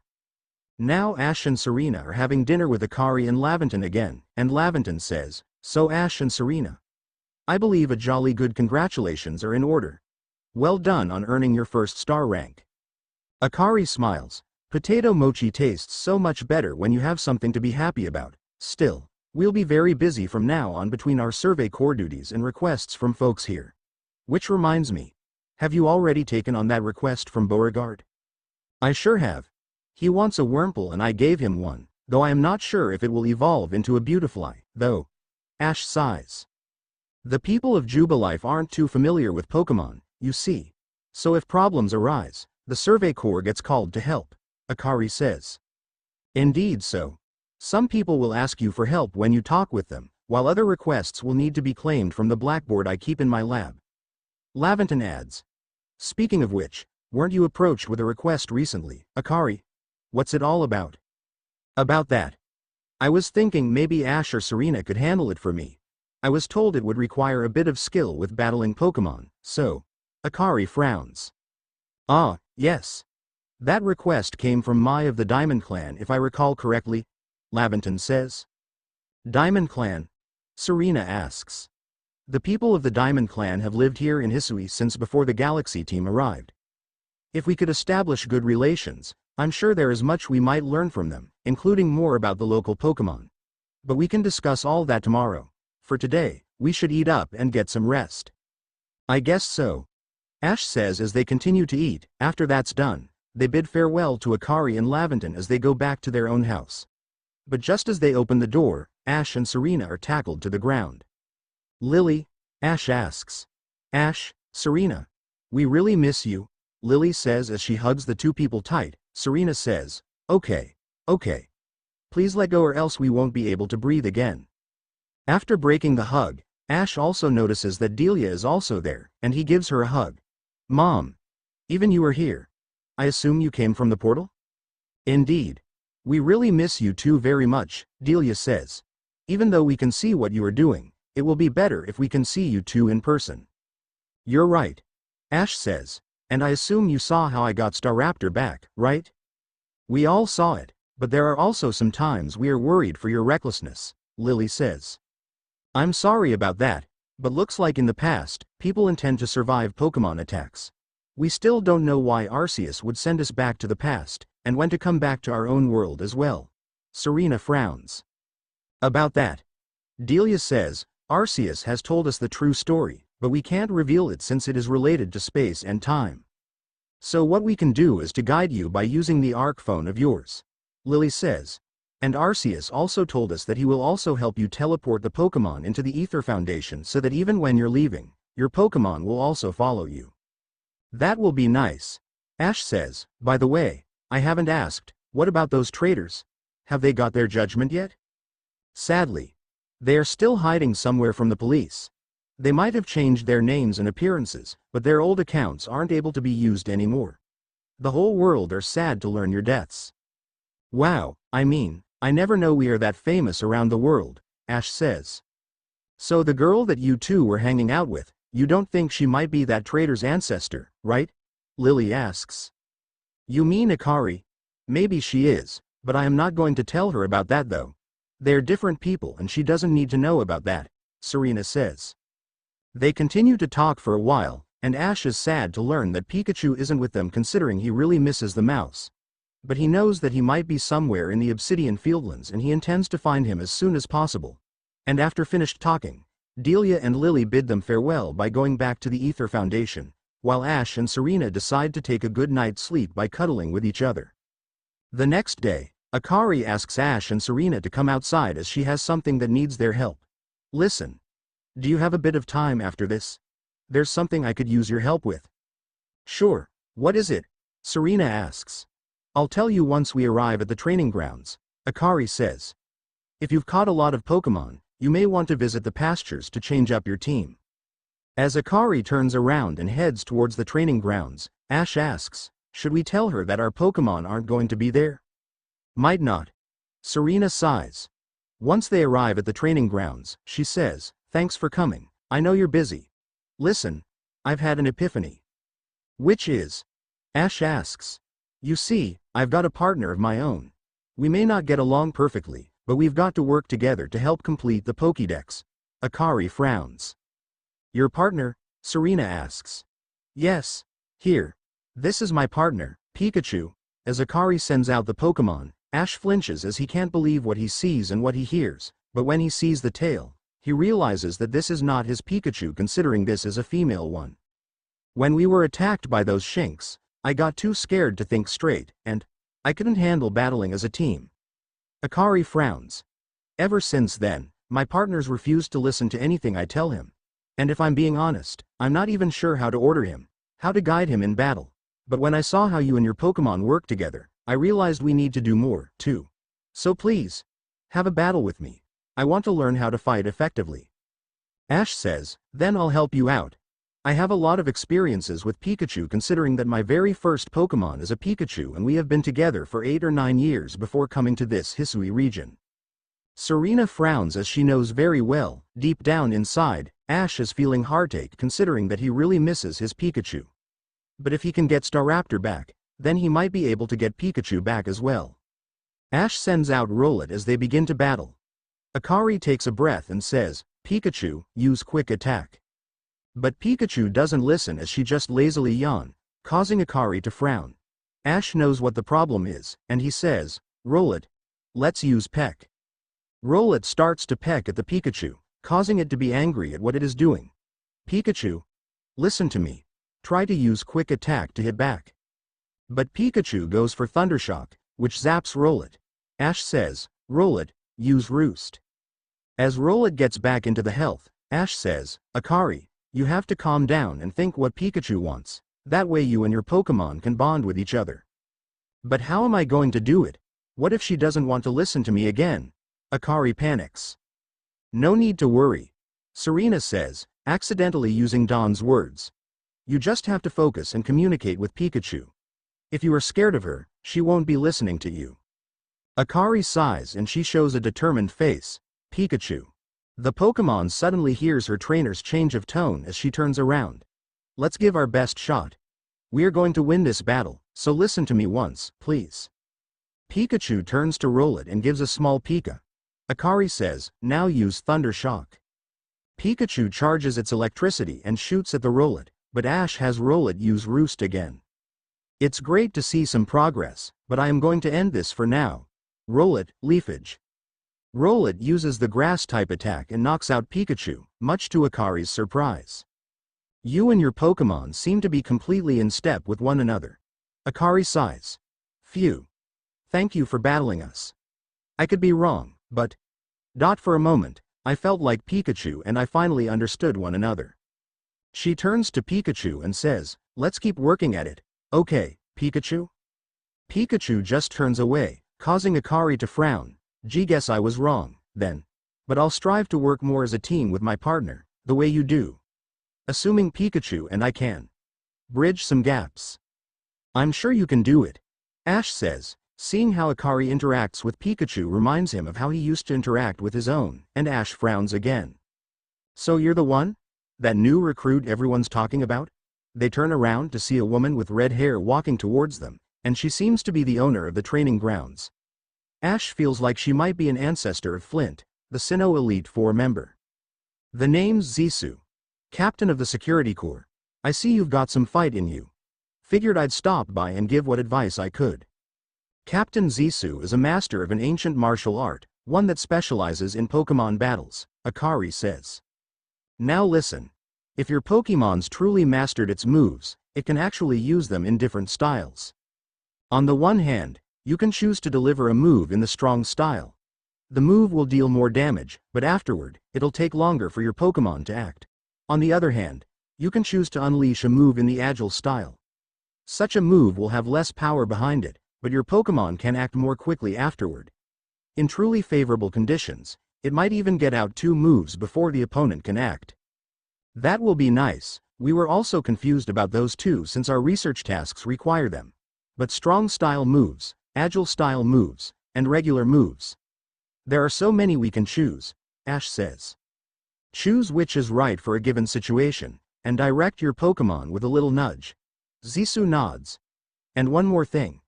If you want to teach your Pokémon some powerful moves, just let me know. Zissou's teachings should serve you well when you're up against tough Pokémon. Now I suppose it's time I went to meet Mai, Akari says. Mai? Serena asks. You remember, I mentioned at the Wallflower that I could use your help with Mai's request, Akari says. Oh, you did mention that, so where is she? Ash asks. I'm to meet her down past the foot of Aspiration Hill. Akari says. You should come as well. Once you've readied your Pokémon team and perhaps had them learn some moves from Zissou, if you'd like. That will be nice. Ash says as Akari leaves. Ash turns to Serena, so, should we go there as well? We can, but we'll also see what the folks want about the requests as well. You're right. Ash says, after all, we like to help others. As Ash and Serena stop in front of the items shop, they find a woman named Marley, and she says, you're the newcomers who fell from the sky. Are you heading outside the village? We are. Ash and Serena nod. Of course, you are. The Survey Corps must have to get out and about to compile that Pokédex book they're working on, right? Well, on your way, kindly do me a favor. Find out all about Starly. Pokémon certainly are terrifying creatures. But when I see Starly, I feel simply whole. Not that I have the least desire to actually touch one, mind you. Please let me see the Starly's entry in that Pokédex the moment you've completed it, Marley says.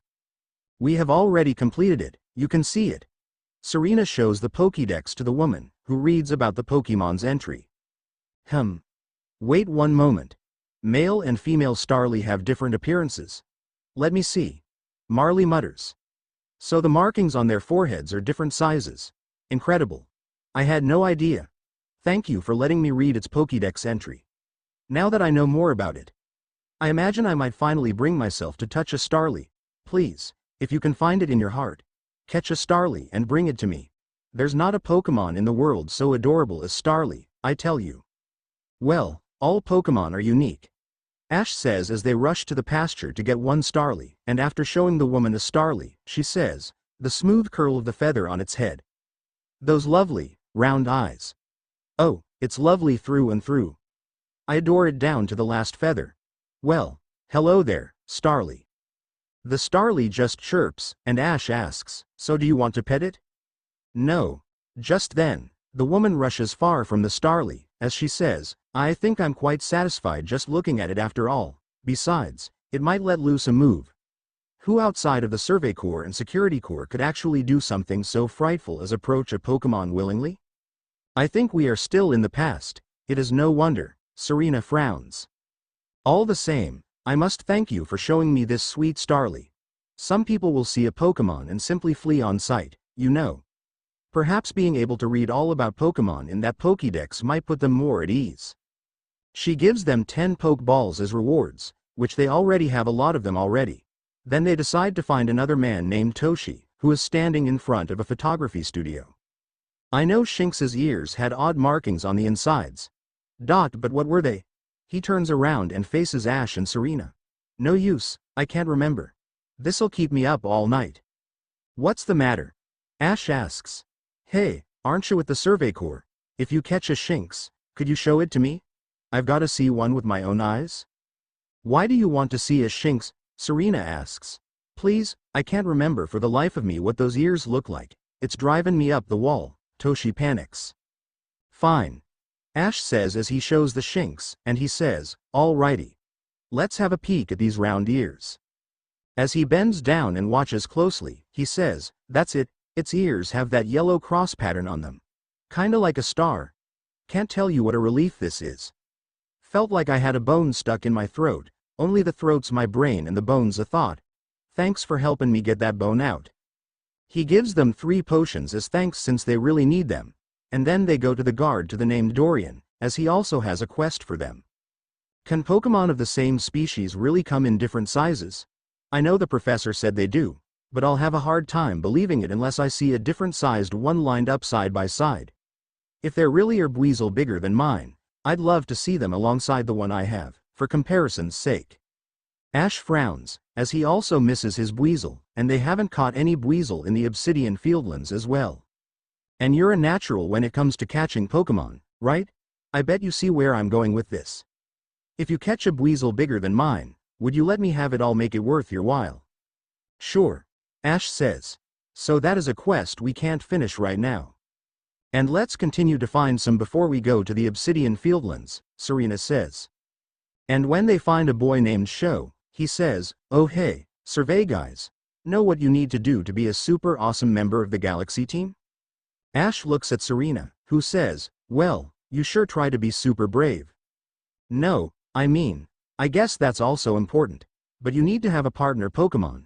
With a great partner Pokemon backing you up, you'll be as strong as 100 people. I really want to catch a Pokemon of my own someday, so I've been throwing balls to get my aim spot on. Now I think I'm ready to practice with real Pokeballs. I bet you have ads of them, since you're in the Survey Corps and all. We do have a lot of them. Ash says. Do you think you could give me just 5 of your Pokeballs? Please? Sho asks. Sure, we don't really need a lot of them, Ash says as he hands over 5 Pokeballs. Woohoo! Now I can catch a partner Pokemon of my own. Here's a reward, just for you. Some grid dust.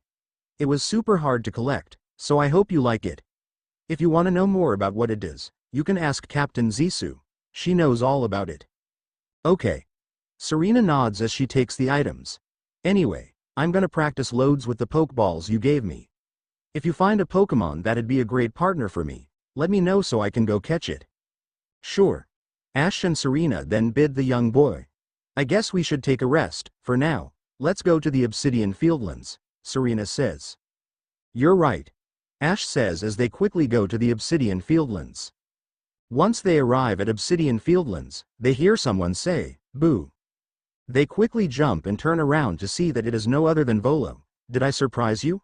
I bet I did. You really did. It's not funny, Ash mutters. I was trying to, anyway. Volo chuckles. There's a secret technique to catching Pokemon, you see. It's what I call the secret back strike technique. Hitting a Pokemon's back with your Pokeball will surprise it, making it easier to catch or giving you an advantage once a battle starts. Okay. But why are you talking to us about this? Serena asks. If you're part of the Survey Corps now, working to create that Pokédex as they all are, you might end up meeting every last Pokemon here in Hisui. You should know I'm already looking forward to the day you accomplish that.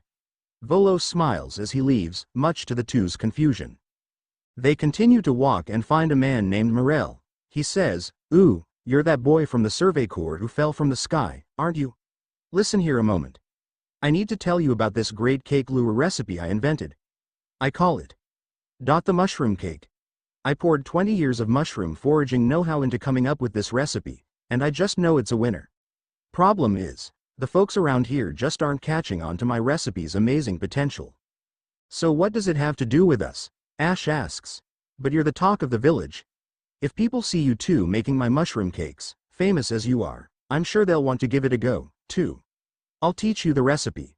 All you have to do in return is spread the good word by using it. Oh, and you'll need to go get the key ingredient for the recipe yourself.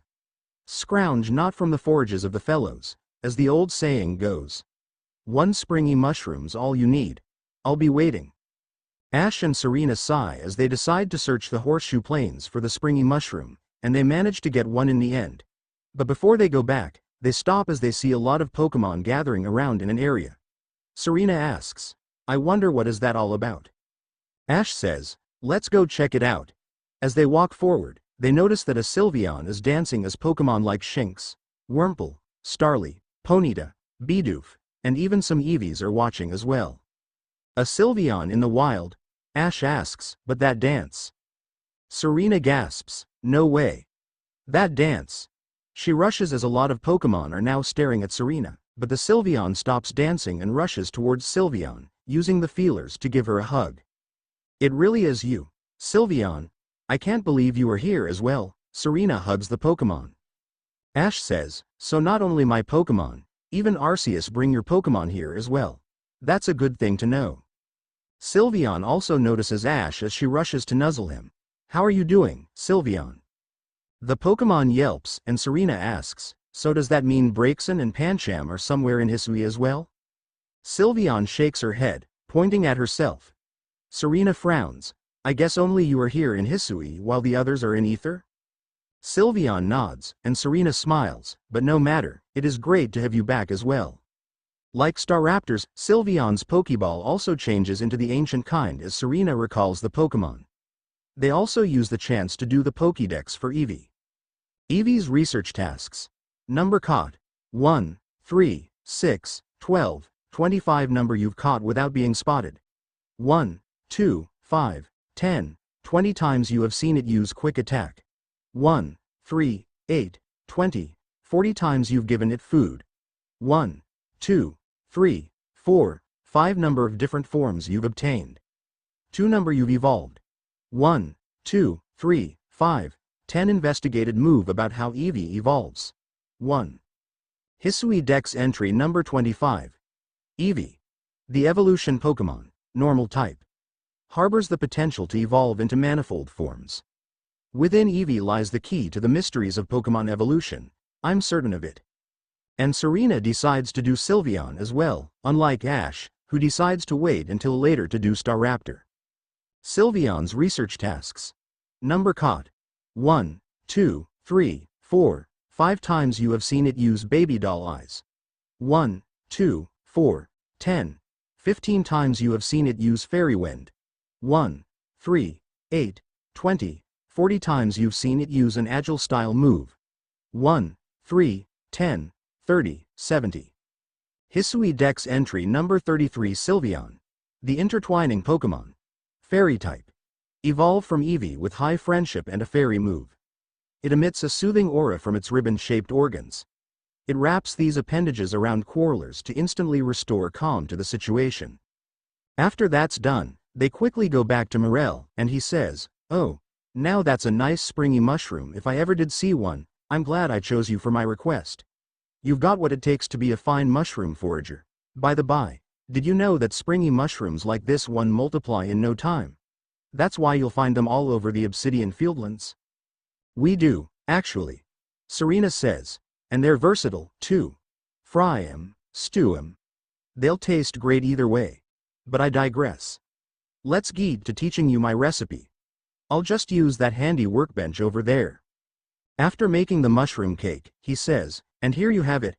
The delectable mushroom cake, beloved by Pokemon far and wide. Just throw one at a wild Pokemon and, if it's partial to a nice mushroom snack, you can bet your bottom toadstool it'll go after the cake lure. You can use that opening to make your getaway, or, of course, to try to catch the Pokemon. He takes out some cake lure bases and says, here, I'll give you some of my own cake lure bases so you can get crafting right away. After accepting those bases, Morel continues, now get out there and throw a generous, no, gratuitous, number of mushroom cakes to lure Pokemon left, right, and center, you hear? I'm counting on you to make my recipe famous. After that, they decide to leave and go find Akari and Mai.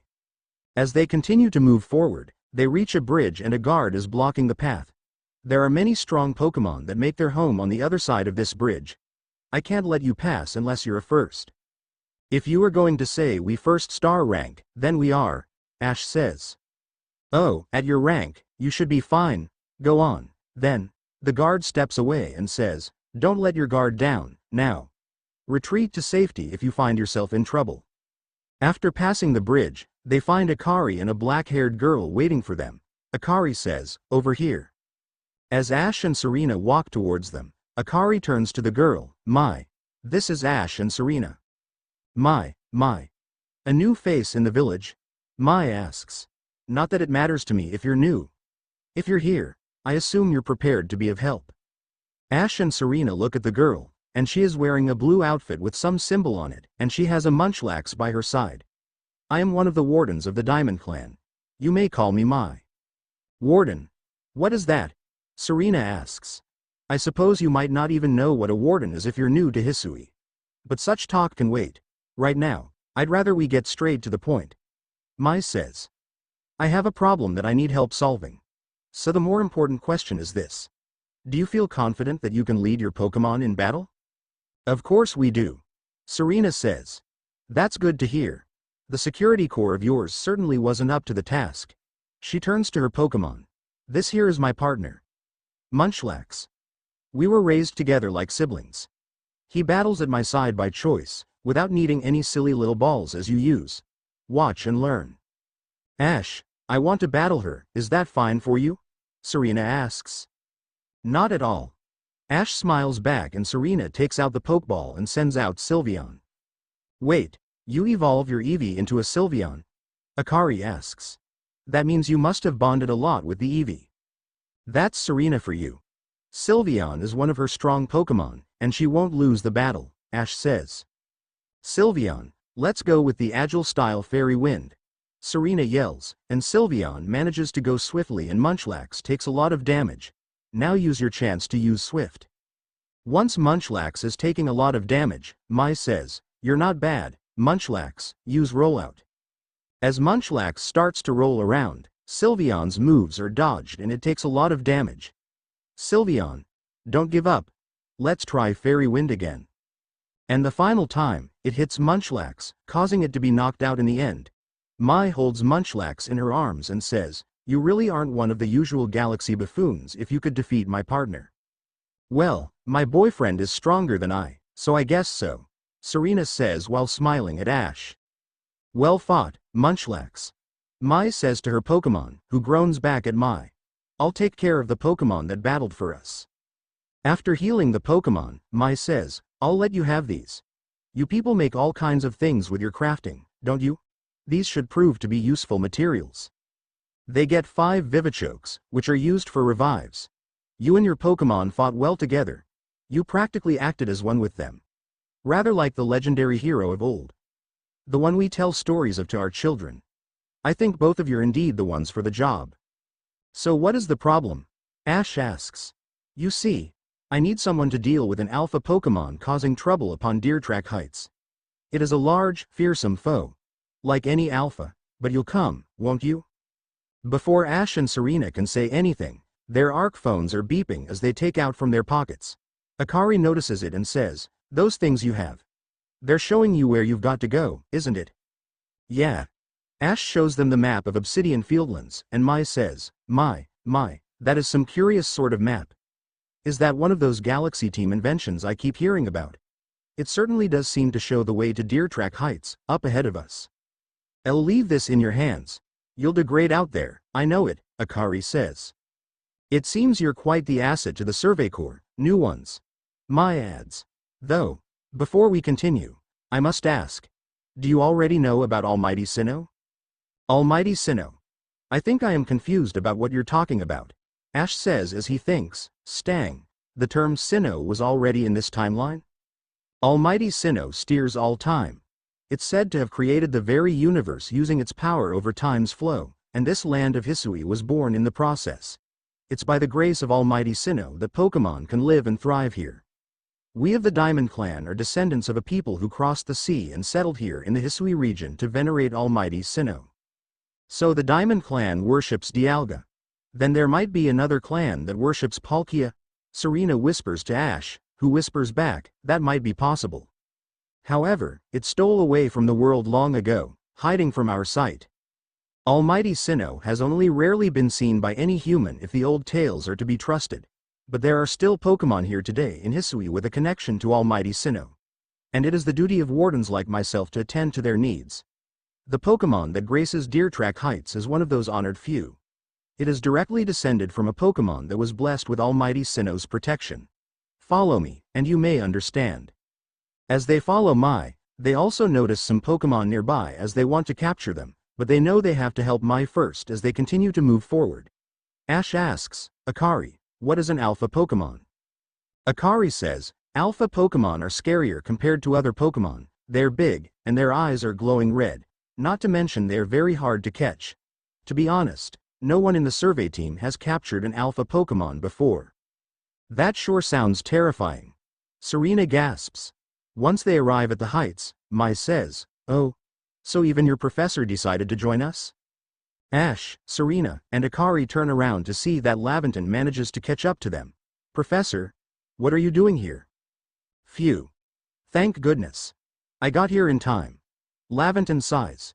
As a Pokemon researcher, I could hardly miss out on a chance to observe an alpha, now, could I? I suppose that is your business. Fine, as long as you stay out of the way. Mai sighs as she turns around. This is Deer Track Heights. This is where I've long come to pay tribute to a special Pokemon. A Pokemon descended from one of those ancients blessed by Almighty Sinnoh. Just then, a Kricketune appears in front of them, and much to their surprise, it is very big and their eyes are glowing red. That's not it. That's only a troublemaker here to disturb the peace with its racket. So that is an alpha Kricketune, Serena says. And that's what you're here for, Ash, Serena.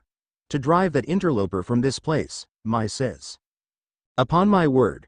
What a large specimen, Laventon says. Little wonder alpha Pokemon are feared across the land if they're all as oversized as this one. Exactly. They're not only big, though. They're strong and may know moves that others of their kind do not. They're not to be trifled with, let me tell you. Nevertheless, I believe you are stronger still than this alpha. So go show it that, beyond any mistaking. Be careful, Ash, Serena. Size is a potent weapon in and of itself. No doubt this alpha is a powerful and hardy foe. If you must face it, make sure your Pokemon has some strong moves at their disposal. So they are just like totem Pokemon. I guess we should work together for this one, Serena, Ash says. I agree. Serena says as they send out Rowlet and Oshawott. Both of them are using their moves like Aerial Ace and Water Pulse. Aerial Ace is super effective against the Pokemon, but the Agile style move doesn't give him a chance to do a second attack regarding the speed. And Water Pulse manages to make Kricketune confused. Serena, do you think we can catch an alpha Pokemon? Ash asks. Akari says that nobody has managed to catch it. But the Pokédex also asks us to catch one as well. Then we should do it.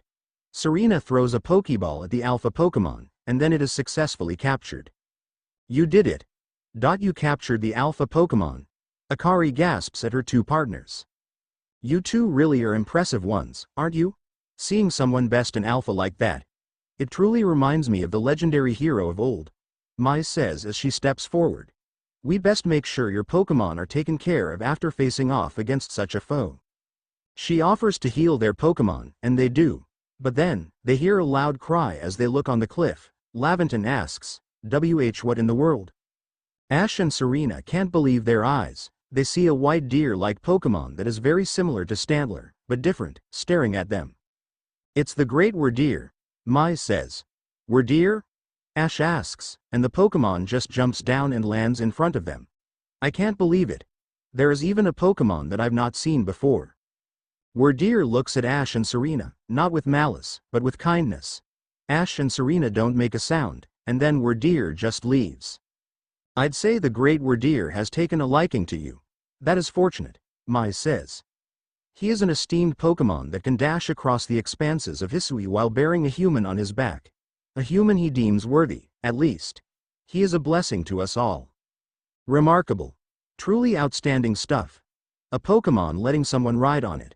Why, it's just like the ride Pokemon of Alola.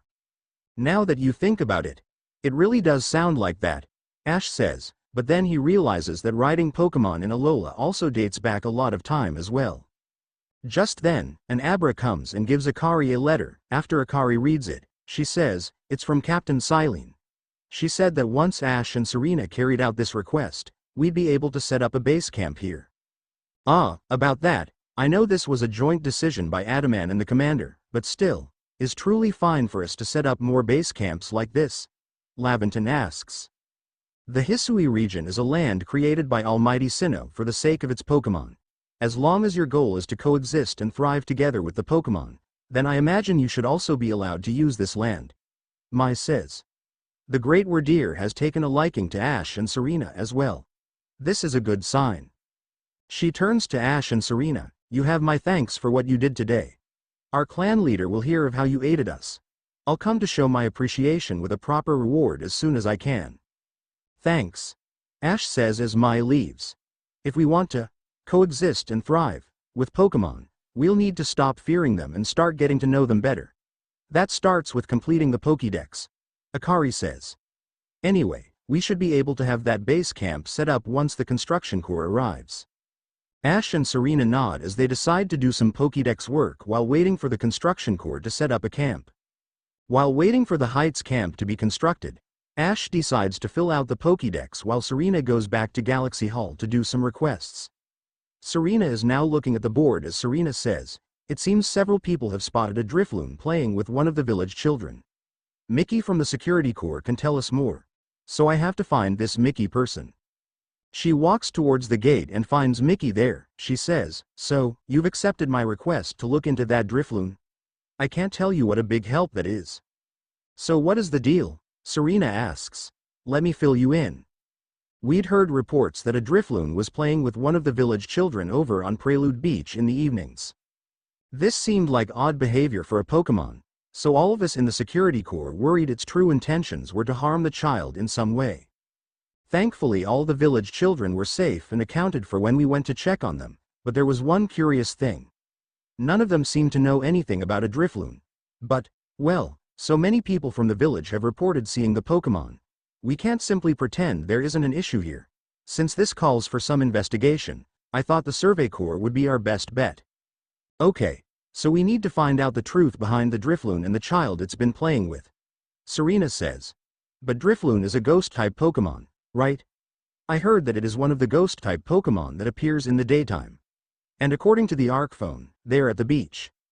As she rushes towards the beach, they find the boy and the Drifloon. The boy yells, Survey Corps guy, over here. The Drifloon is tangling the boy's arm, and he yells, hey, I want to go home now. But Drifloon won't let me go. Can you help me, please?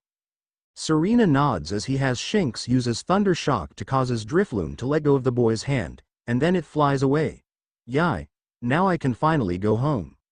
So did he hurt you? Serena asks. No, Drifloon didn't mean to be bad. The boy says. It always played together with me, it's really friendly, so I kept it a secret from everyone. Okay, what's your name? Serena asks. Oh, my name's Taki. See you around, Survey Corps girl. Then the boy runs off, much to their confusion. As she walks back to Mickey, she says, I see you've been looking into that worrisome Drifloon for us. What have you found out? We find that a boy named Taki is playing with the Drifloon. He doesn't want it to get into trouble, that's why he keeps it a secret, Serena says. All the same, he was in considerable danger. Without your help, goodness knows where Drifloon would have taken him by now. I'd be remiss if I didn't follow up on this troubling incident. I'll urge Captain Zissou to post extra security corps guards out on Prelude Beach at once. For now, I'm thankful that the situation was resolved without any harm. Thank you, truly, for helping us keep everyone. Then she receives some Stardusts as thanks, and then she goes back to do another mission.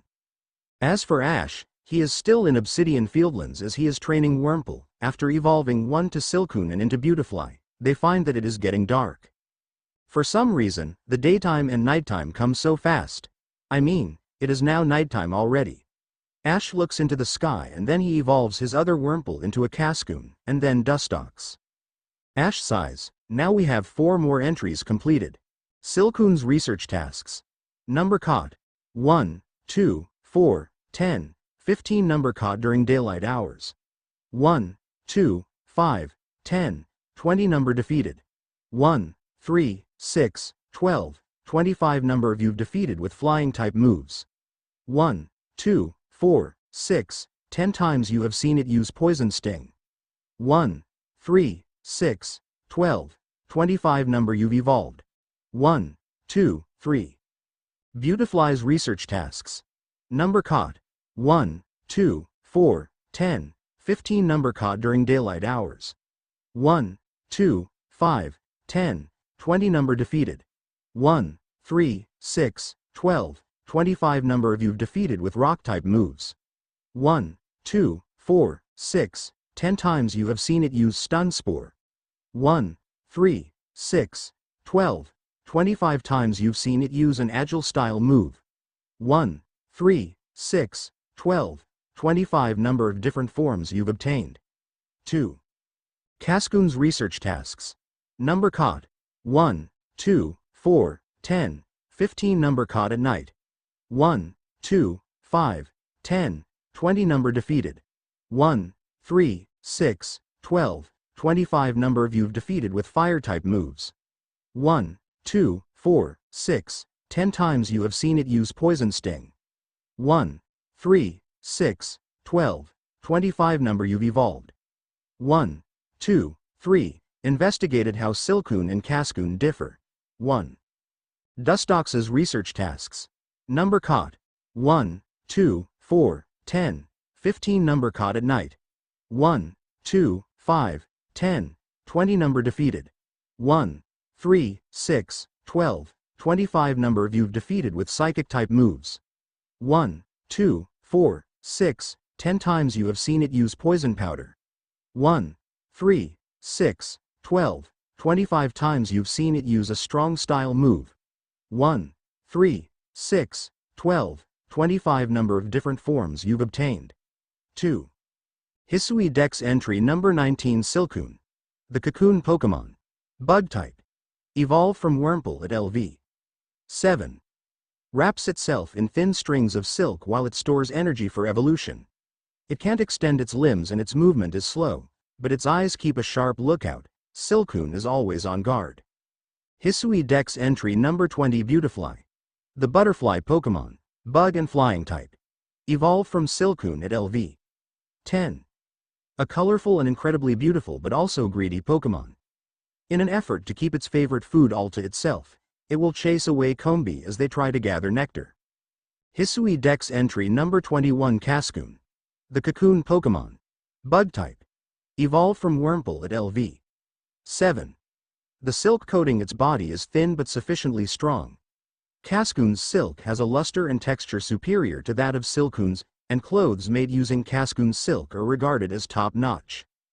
Hisui Dex entry number 22 Dustox. The Poison Moth Pokemon. Bug and Poison type. Evolved from Cascoon at LV.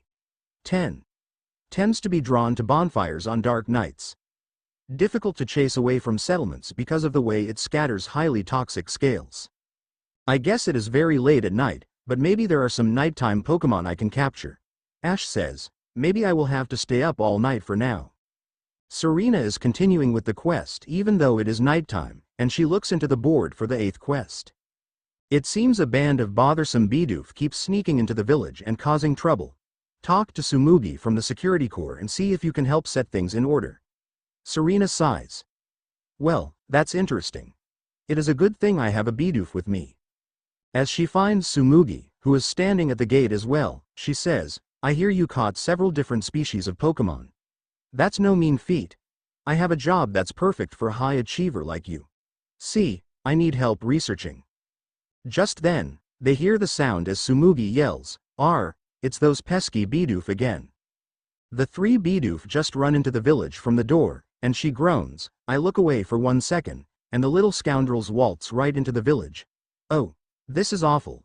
I'm a complete failure as a member of the security corps. How can I face Captain Zissou like this? No, get a hold of yourself, Tsumugi. Just catch the Bidoof, and everything will be fine. But still, 3 Bidoof is a lot. 2 more than I think I could handle on my own, in fact. Serena is confused at the woman's self-talking, and the woman just looks at Serena. Oh, I have an idea. I've heard that these particular pests get easily distracted if other Bidoof are nearby and end up letting their guard down around humans. So if you bring a Bidoof to draw their attention, I can seize that chance to catch the little troublemakers. Voila, the perfect plan. If we combine forces, we'll get all 3 caught in no time at all. Okay. Serena sighs as she starts to search around for the Bidoof, and luckily, one of them is beside their own staying place. By using Serena's Bidoof, Tsumugi catches the first one. Caught it, great going, team. Then they find the second one looking at the pastures, using the same trick. Tsumugi catches it. And the final one is at one of the village's houses close to the gate to Prelude Beach, and Tsumugi catches it. Nice work. That puts all the little troublemakers safely in our custody. Now to give him the old heave-ho, Tsumugi says. Hold on. They hear a voice, and they turn around to face another woman, who looks really like Karen from the Johto Elite Four. Her name is Sanqua, the head of the construction corps. It'd be a shame to just send those Bidoof back into the wild. No? My construction corps could find a use for him. What? You want to take these? But these naughty nibblers have caused so much trouble for the construction corps, Tsumugi says. They're just Pokemon being Pokemon. How are they supposed to know our village is a strict no-chewing zone? Shows good taste on their part to come all the way here to gnaw on our woodwork, too. But if they're gonna stay here, they'll have to help with our work, Sanqua says. They've got the guts to keep trying to get into the village, plus the teeth to gnash through trees and rocks. Just what our corps needs. How about it, little ones? Meals taste better after a day's work, you know. The 3 Bidoof nod in agreement, and Sanqua smiles, just what I wanted to hear. Tsumugi sighs, I'm not convinced this lot to have it in them to do an honest day's work. But if Sanqua's watching over them, I'm sure it'll work out all right. So I guess that's that settled. Thanks again for your help. She gets a rare candy as thanks, and she knows that it makes Pokemon stronger. Looks like we're done here. I guess I should take some rest and wait for Ash. Then Serena walks to the Obsidian Fieldlands camp to wait for Ash to sleep. And during nighttime, Ash is also capturing a Drifloon in the Obsidian Fieldlands. Drifloon's research tasks. Number caught. 1, 3, 6, 12, 25 number caught at night. 1, 2, 5, 10, 20 number defeated. 1, 3, 8, 20, 40 number of you've defeated with ghost-type moves. 1, 2, 4, 6, 10 times you have seen it use confusion. 1, 3, 6, 12, 25 times you have seen it use hypnosis. 1, 3, 8, 20, 40 number you've evolved. 1 investigated whether Drifloon truly does play with kids. 1. Hisui Dex entry number 37 Drifloon. The balloon Pokemon. Ghost and flying type. Said to lure away young children and carry them off to the afterlife. Some whisper that Drifloon are formed of reincarnated human souls, but these rumors are as yet unconfirmed. By dodging those Drifloon, it is now changing to daytime. But I still need to find a Zubat before they all go back into caves or other places to sleep. Ash sighs. He finds some Zubats who are rushing back to the caves. Ash manages to have Bidoof use rollout to defeat 1 and then capture 2 with different genders in the end. Zubat's research tasks. Number caught. 1, 3, 6, 12, 25 number caught during daylight hours. 1, 2, 5, 10, 20 number defeated. 1, 3, 6, 12, 25 number of you've defeated with rock-type moves. 1, 2, 4, 6, 10 times you have seen it use gust. 1, 3, 6, 12, 25 number of different forms you've obtained. 2 number you've evolved. 1 investigated Zubat's knack for navigating in the dark. 1. Hisui Dex entry number 34 Zubat. The bat Pokemon. Poison and flying type. Makes its home in gloomy caves. Atrophied eyes have left this Pokemon blind, so it scans its surroundings via sound waves that it emits from its mouth as it flies. I hope Serena did get more rest than I do. I mean, maybe I should sleep for a while as well. Ash says as he goes into his own tent in the Field Lands camp and takes a rest, only to see that Serena is already there sleeping as she is tired of waiting for him. He sighs and he cuddles Serena when they're going to sleep. A new day has arisen. Ash and Serena decide to get some work after breakfast, and Serena continues to do with the quests while Ash captures the Pokemon. Serena goes to the quest board and she says, Clarissa from the Security Corps has a request for us. Something to do with Zubat, I believe. Talk to the good lady and investigate as necessary, if you please. That sounds very interesting. She finds the lady at the row of houses close to the training grounds, and she says, Hi. Clarissa of the Security Corps. That's me. Thanks so much for taking on my request.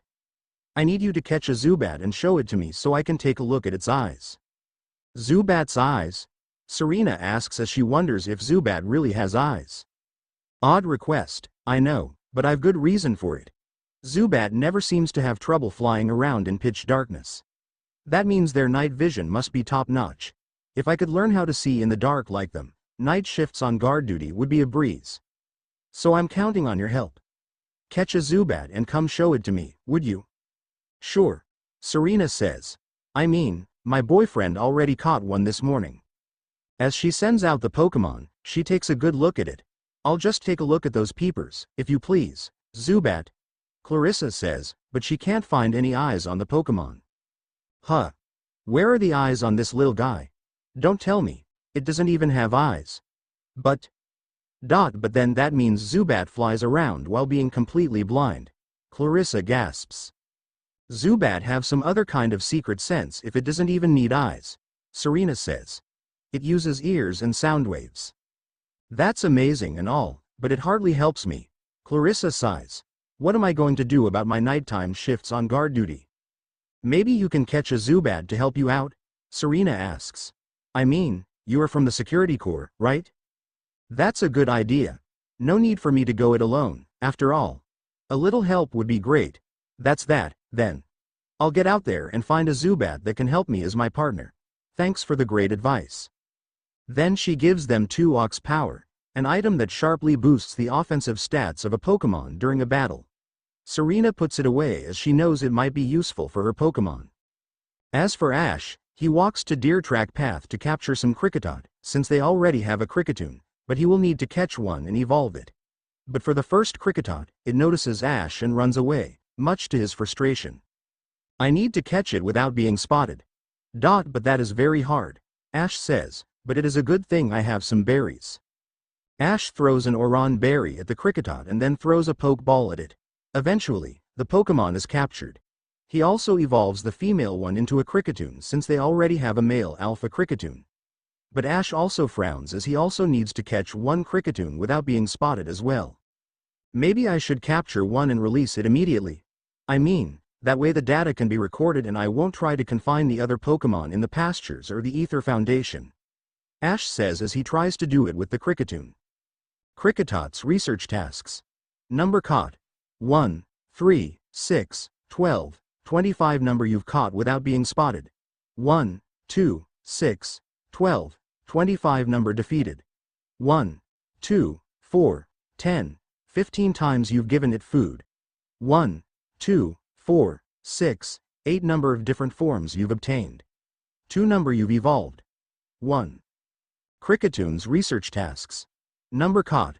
1, 3, 6, 12, 25 number of alpha specimens caught. 1, 2, 3 number you've caught without being spotted. 1, 2, 5, 10, 20 number defeated. 1, 2, 4, 10, 15 times you have seen it use slash. 1, 3, 6, 12, 25 times you have seen it use X scissor. 1, 3, 6, 12, 25 times you've given it food. 1, 3, 5, 7, 10 number of different forms you've obtained. 2. Hisui Dex entry number 39 Kricketot. The cricket Pokemon. Bug type. When the trees take on new hues, more of these Pokemon appear. The tone they create by striking their antennae together resembles that of the marimba, an instrument of foreign lands. Hisui Dex entry number 40 Cricketune. The cricket Pokemon. Bug type. Evolved from Kricketot at LV. 10. It uses its cutlass-like arms to produce sound, the melody of which varies from individual to individual. It is a worthwhile endeavor to seek out one's favorite tunes. As he continues to move forward, he hears a sound as he finds out a Buizel is fighting a Rapidash with glowing red eyes. Ash decides to hide behind a tree to see what's going on. An Alpha Rapidash. What is it doing in the Horseshoe Plains? Ash thinks as he decides to watch the battle. The Buizel manages to use Aqua Jet to deal a lot of damage. Ash checks the Pokédex and realizes that the Buizel is bigger than a normal Buizel, which is needed for one of the tasks. As for Rapidash, Ash needs to capture an Alpha, and he notices that the Rapidash is going to a strong style Fire Blast, which hurts Buizel a lot. But Buizel still manages to knock it out using another Aqua Jet. Wow! That Buizel is strong, Ash says, but I missed mine. Ash decides to aim at the Pokeball at the Rapidash, and much to his surprise, he manages to capture it in one go. But he is noticed by the Buizel. Akari mentioned that Buizel will attack them, so Ash was about to send out a Pokemon, but he is tackled to the ground, not because of Buizel's attack, but Buizel's affection. Wait, are you my Buizel? Ash realizes, that's why you're capable of defeating that Alpha Rapidash? Buizel nods as he continues to hug him. Ash sighs, okay, Buizel. It's great to see you. Have you seen others with you as well? Buizel shakes his head. Ash frowns. I see. I would really like to see if I can find Pikachu. But since you're here, Buizel, I guess you want to come back to my team? Buizel nods as his Pokeball also changes into the Ancient One, and Buizel also takes him to a pack of Buizel and an Alpha Floatzel. Wait, Buizel. Are you telling me that you were with this pack when you're trying to find me? Ash asks, and Buizel nods. The Alpha Floatzel looks at Ash and asks for a battle, so Ash agrees as he uses Rowlet to battle, but the Floatzel is strong as it uses Agile-style Water Pulse to make Rowlet confused, but Rowlet manages to defeat it using Razor Leaf, and Ash uses the chance to capture it. So a Buizel, a Floatzel, and a Rapidash. I can't believe I already have 3 strong Pokemon already. Ash says, and Buizel nods, also evolving into a Floatzel. Floatzel. That was very surprising. Ash says, but I guess that the whole experience thing is shared to all my team after defeating a Pokemon, but that's fine. Rapidash's research tasks. Number caught. 1, 2, 4, 6, 10 number of alpha specimens caught.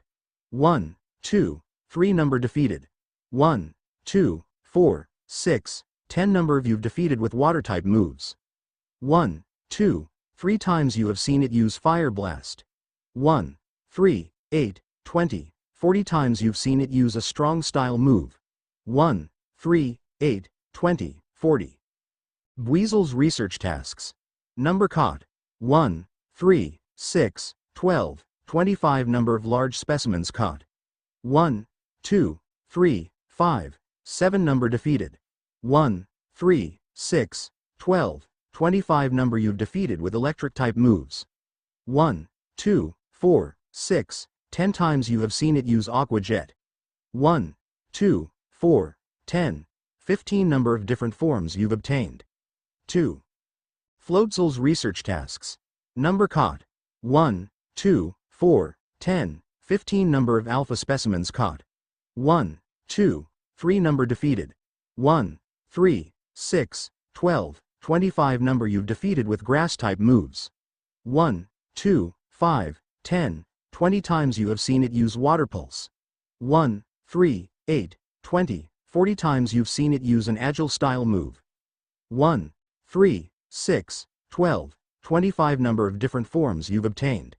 2. Hisui Dex entry number 24 Rapidash. The Fire Horse Pokemon. Fire type. Evolve from Ponyta at LV. 40. Fiery mane aglow. Rapidash darts like an arrow across the land. This prodigiously swift creature can traverse the vast region of Hisui in a day and a half. Hisui Dex entry number 41 Buizel. The Sea Weasel Pokemon. Water type. It moves freely in the water by spinning its forked tail for propulsion. The resemblance to the screw of a steamboat is coincidental. Hisui Dex entry number 42 Floatzel. The Sea Weasel Pokemon. Water type. Evolve from Buizel at LV. 26. Has a long, rather splendid flotation sac, which prevents Floatzel from drowning even in stormy seas. One might glimpse this species around fishing hamlets from time to time. Now the next will be Burmy, which can be found in shaking trees. Ash says as he looks for some shaking trees. There is one. As he has Staraptor using Headbutt, a Burmy drops down and it tries to use Struggle Bug. Staraptor, dodge it and go with Aerial Ace. Staraptor nods as he manages to defeat the Pokemon, thus letting Ash use the chance to capture it. Burmy's research tasks. Number caught. 1, 3, 6, 12, 25 number defeated. 1, 3, 6, 12, 25 number of you've defeated with flying type moves. 1, 2, 5, 10, 20 times you have seen it use Struggle Bug. 1, 3, 6, 12, 25 number of different forms you've obtained. 3 number you've seen leap out of trees. 1, 3, 6, 12, 25 number you've evolved. 1, 2, 3. Hisui Dex entry number 43 Burmy. Plant Cloak. The Bagworm Pokemon. Bug type. If its cloak is even slightly damaged, Burmy will immediately repair it with whatever is close at hand. The Pokemon within the cloak is scrawny and vulnerable to the cold. I think I will want to catch other forms of Burmy as well, but I don't think a Sand Cloak or the Trash Cloak can be found here. Ash sighs. Well, I think I should go find Serena for the Buizel request. As for Serena, she is doing another request from the blackboard. Beauregard from the Security Corps seems to be in a pickle over his Wurmple's evolution. Oh, that guy that we gave a Wurmple to. Speak with him and look into it, won't you? As Serena walks out of the Galaxy Hall, she finds that besides Beauregard, it is a Cascoon instead of a Silcoon. He says, I don't believe it. Professor Laventon seems to think that Lil Beauticia here is a Cascoon. But, hello? It's clearly a Silcoon. I think it is clearly not a Silcoon, Serena thinks. You're making some kinda Pokédex or something together with the professor, right? Then you gotta help me. Please go catch a wild Silcoon so I can prove it's the same species as Beauticia here. It is a good thing that Ash didn't release his Silcoon yet. She throws a Pokeball and Silcoon is out. After Beauregard looks at the two Pokemon, he yells, "Ha! Just as I thought. They're exactly the same." They're not, just look at their eyes. Serena decides to speak out. Now that you mention it. I guess they're not exactly two peas in a pod. I never would have thought two Pokemon this similar could actually be different species. Pokemon really are curious creatures, huh? Cascoon looks concerned at its trainer, and Beauregard says, Beauticia, my buddy. I didn't know the first thing about you, did I? I'm sorry if I hurt your feelings. You sure you're still happy to have a goof like me for a partner? Cascoon nods and tackles the guard, who laughs, Beauticia, you lovable rascal. You really are the only partner for me. This dynamic duo will stay together forever. Then he gives Serena an express candy as thanks, and at the same time, Ash arrives and asks, what did I miss? Hey Ash. I just finished 2 more requests. Serena smiles. What about you? I found one of my older Pokemon. Ash throws a Pokeball and a Floatzel comes out. A Floatzel? Does that mean your Buizel evolved? Serena asks. Yeah, after battling an Alpha Floatzel. Ash smiles. But what about the Buizel request? Serena asks. About that, I caught another big Buizel for that one, so don't worry, and let's finish this. Ash says as they go to the gate to find Dorian, he gives the Buizel to Dorian and compares the 2 Buizels. He says, thank you. Look at them side by side. It's almost like the big one is the little one's older sibling. Look how the tip of the little one's snout points up when it looks at us. What a precious little thing. And the big one's flotation sac. There's something reassuring about how large it is, don't you think? I know what you mean. Ash says. Funny how Pokemon of the same species can seem so different depending which one's bigger.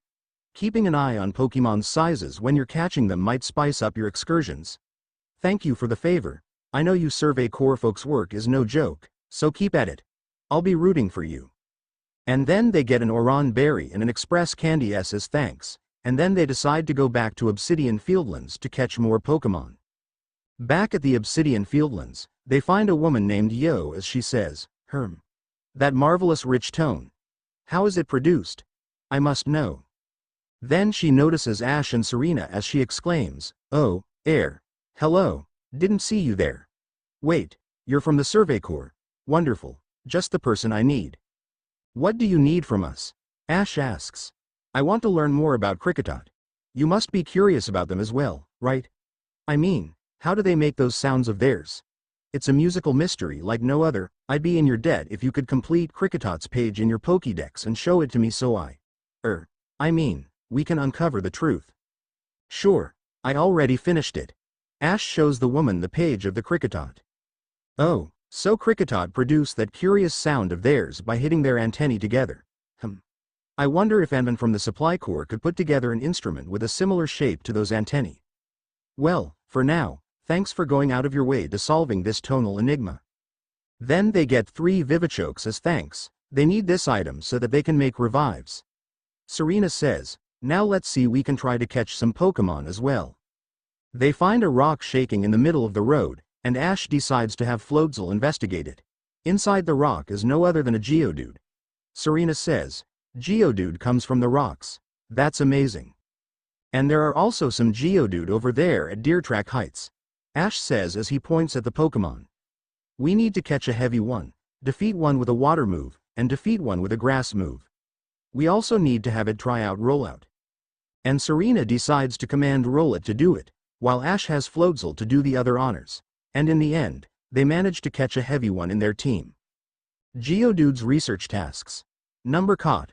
1, 3, 6, 12, 25 number of heavy specimens caught. 1, 2, 3, 4, 5 number defeated. 1, 3, 6, 12, 25 times you have seen it use Rollout.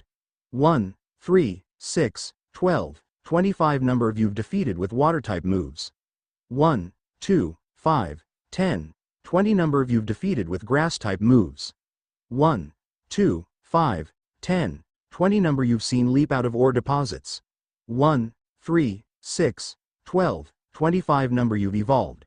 1, 2, 3. Hisui Dex entry number 46 Geodude. The rock Pokemon. Rock and ground type. Makes its home in mountainous regions, using its arms to climb along harsh mountain roads. Can be troublesome. Carelessly kicking one will cause it to fly into a rage and chase after you. Just then, they get a call from the Arc phone, and Ash turns it on to find Lily, about the request that I've given you. Have you found it? Yes, about the Werdeer. We find out that they are really rare in modern times, and we think that it is an evolution of Standler. Lily says. The reason that it is not common in Johto or other places is that to evolve Standler, you have to have it learn a move called Psyshield Bash. Okay, and it seems like we have found an Alpha Standler. Serena says, I'll go capture it, thanks for the information, Lily. Anything for you too. Lily ends the call as they go to fight the Alpha Standler. It is thanks to the help of Staraptor, who manages to go with close combat, that they manage to capture the large Standler. So it has learned Psyshield Bash. But it doesn't seem to evolve as well. I wonder what do we miss? Ash asks. Maybe we need to try using an agile-style Psyshield Bash several amounts of times? I mean, the highest requirement needs 40 each, Serena suggests. Let's try it out, Ash says. By battling the Geodude, Bidoof, and Kricketot, they managed to accumulate 20 Psyshield Bashes with agile style, and much to their surprise, it really evolves into a Werdeer. Wow, I can't believe that worked, Serena says, our first new Pokemon. It will be great to have it teach the other Standlers in the Ether Foundation so that they can evolve into a Werdeer. Ash says with delight. Let's see the requirements. It needs Psyshield Bash, Extrasensory, a strong style move, and an agile style move. That's easy, Serena says. We can do it in no time. Standler's research task. Number caught. 1, 3, 6, 12, 25. Number defeated. 1, 2, 4, 10, 15 times you have seen it use Psyshield Bash. 1, 3, 8, 20, 40 times you've seen it use an agile style move. 1, 3, 8, 20, 40. Number you've evolved. 1. Wordier's research task. Number caught. 1, 2, 3, 4, 5 times you have seen it use Psyshield Bash. 1, 3, 8, 20, 40 times you have seen it use extrasensory. 1, 3, 8, 20, 40 times you've seen it use a strong style move. 1, 3, 8, 20, 40 times you've seen it use an agile style move. 1, 3, 8, 20, 40. Hisui Dex entry number 49. Standler. The Bighorn Pokemon. Normal type. Its strangely shaped antlers have the power to bewitch those who see them. Medicine made by grinding up the black orbs from fallen antlers is an effective treatment for insomnia. Hisui Dex entry number 50. Wordeer. The Bighorn Pokemon. Normal and Psychic type. Evolved from Standler by using 20 Agile-style Psyshield Bashes. The black orbs shine with an uncanny light when the Pokemon is erecting invisible barriers. The fur shed from its beard retains heat well and is a highly useful material for winter clothing. After finishing the Standler, they decide to head west to the Sanjam Flats, but first, they are stopped by a Munchlax who is looking for food. A Munchlax is even here as well, Ash says. That must be quite a rare encounter. You're right. I have some berries left, Serena says as she throws a berry at the Pokemon, and Munchlax really is a heavy eater. As he is eating, Serena uses the chance to capture it. Munchlax's research tasks. Number caught. 1, 2, 4, 6, 10. Number you've caught without being spotted. 1, 2, 3, 4, 5 times you have seen it use rest. 1, 2, 4, 10, 15 times you've given it food. 1, 5, 10, 15, 20. Number you've evolved. 1. Hisui Dex entry number 51. Munchlax. The Big Eater Pokemon. Normal type. Its robust stomach allows it to nonchalantly devour even rotted matter. It pays frequent visits to villages, seeking out food scraps intended for compost. And when they stop at Floro Gardens, they notice a Pichu sleeping in the middle of the road. That's a Pichu, which means, maybe your Pikachu is somewhere nearby. Serena whispers excitedly. If that's the case, we've better find it, but first, let's catch this Pichu. Ash says as he throws a Pokeball to capture the Pichu. Pichu's research tasks. Number caught. 1, 2, 4, 10, 15. Number of small specimens caught. 1, 2, 3. Number you've caught without being spotted. 1, 2, 4, 6, 10. Number you've caught while they were sleeping. 1. Number caught during daylight hours. 1, 2, 4, 6, 10 times you've given it good. 1, 3, 5, 7, 10. Number you've evolved. 1, 2, 3. Hisui Dex entry number 55. Pichu. The Tiny Mouse Pokemon. Electric type. Pichu stores electricity in the sacs on its cheeks but discharges it inadvertently when agitated or excited. Being yet immature, the Pokemon's handling of electricity is rather inept. After sending it out, it was yawning and realizes that he is caught. Ash says, "Sorry, Pichu. But here, have an Oran berry." Pichu tastes the berry and it squeals a little, but just as Ash is about to give her another one, a shadow swiftly takes the berry and leaves. Hey, what's the big idea? Ash asks but flinches as he notices the back of the Pokemon. A Pikachu. Wait, that Pikachu. Ash gasps as Serena asks, "You don't think that is?" They quickly rush towards the Pikachu, and they arrive at the Sanjam Flats. They're shocked to see that Pikachu is giving a berry to a Snorlax. Pikachu and Snorlax. No way. Are you telling me that Snorlax is also one of your Pokemon as well? Serena asks. Yeah. Ash quickly rushes towards them and says, "Pikachu, Snorlax." Both Pokemon turn around and they gasp, especially Pikachu, who can't believe his eyes. He rushes towards Ash and jumps into his arms. Pikachu. I miss you a lot. Ash hugs the mouse as Pikachu nuzzles his trainer, accidentally using Thunderbolt to shock him. Your Thunderbolt is amazing as always. It is nice to see you again, Pikachu, Serena says, and Pikachu jumps from Ash's paralyzed body to nuzzle her.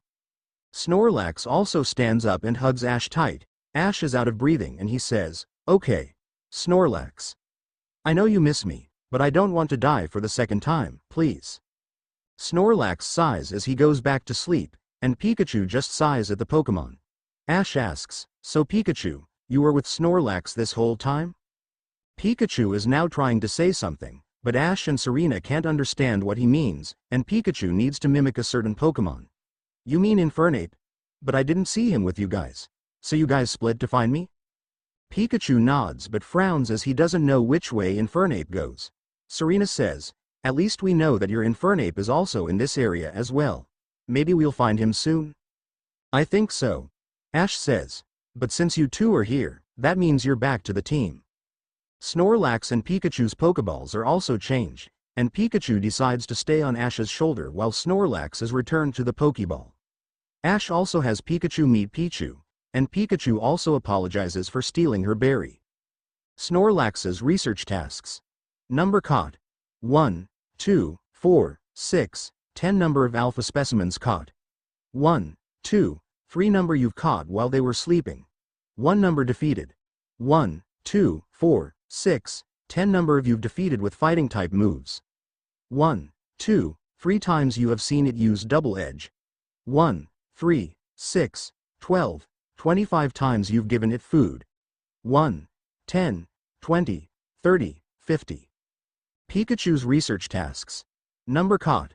1, 2, 4, 10, 15 number of light specimens caught. 1, 2, 5, 7, 10 number you've caught without being spotted. 1, 2, 4, 6, 10 number defeated. 1, 2, 4, 6, 10 times you have seen it use Thundershock. 1, 3, 6, 12, 25 times you have seen it use Thunderbolt. 1, 3, 8, 20, 40 number of different forms you've obtained. 2 number you've evolved. 1, 2, 3. Hisui Dex entry number 52 Snorlax. The sleeping Pokemon, normal type. Evolved from Munchlax with high friendship.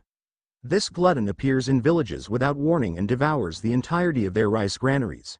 Such occurrences have long been counted among the gravest of disasters. Hisui Dex entry number 56 Pikachu. The mouse Pokemon. Electric type. Evolved from Pichu with high friendship. Possesses cheek sacs in which it stores electricity. This clever forest dweller roasts tough berries with an electric shock before consuming them. Once they are done, they decide to head back to the Deer Track Heights as the professor calls them that the Heights camp is finished. On the way back, they are at the Nature's Pantry as they find a Paras and an Alpha Parasect. By using Rapidash's fire moves and Staraptor's flying moves, they manage to defeat and capture them. Paras research tasks. Number caught. 1, 2, 4, 10, 15 number of large specimens caught. 1, 2, 3, 5, 7 number defeated. 1, 3, 8, 20, 40 number of you've defeated with fire-type moves. 1, 2, 5, 10, 20 times you have seen it use Absorb. 1, 3, 6, 12, 25 times you have seen it use Stun Spore. 1, 3, 8, 20, 40 number you've evolved. 1. Parasect's research tasks. Number caught. 1, 2, 4, 10, 15 number of alpha specimens caught. 1, 2, 3 number defeated. 1, 3, 8, 20, 40 number of you've defeated with flying type moves. 1, 2, 4, 6, 10 times you have seen it use Spore. 1, 3, 6, 12, 25 times you have seen it use Venoshock. 1, 3, 6, 12, 25 times you've seen it use a strong style move. 1, 3, 8, 20, 40 investigated the mushroom growing on Parasect. 1. Hisui Dex entry number 53 Paras. The mushroom Pokemon. Bug and grass type.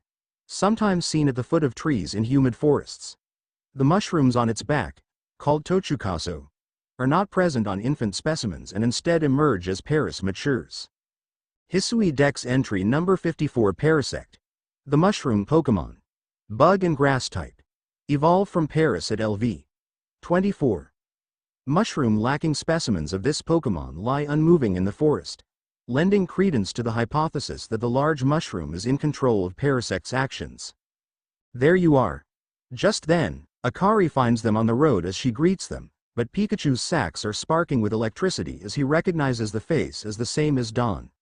Wait, is that a Pikachu on your shoulder? It doesn't seem to like me. Oh. Ash turns to Pikachu and whispers, Pikachu. This is not Dawn, she is our friend. You shouldn't do that. Pikachu stops and Ash turns back to Akari. Sorry, Akari. I just got reunited with Pikachu a few minutes ago.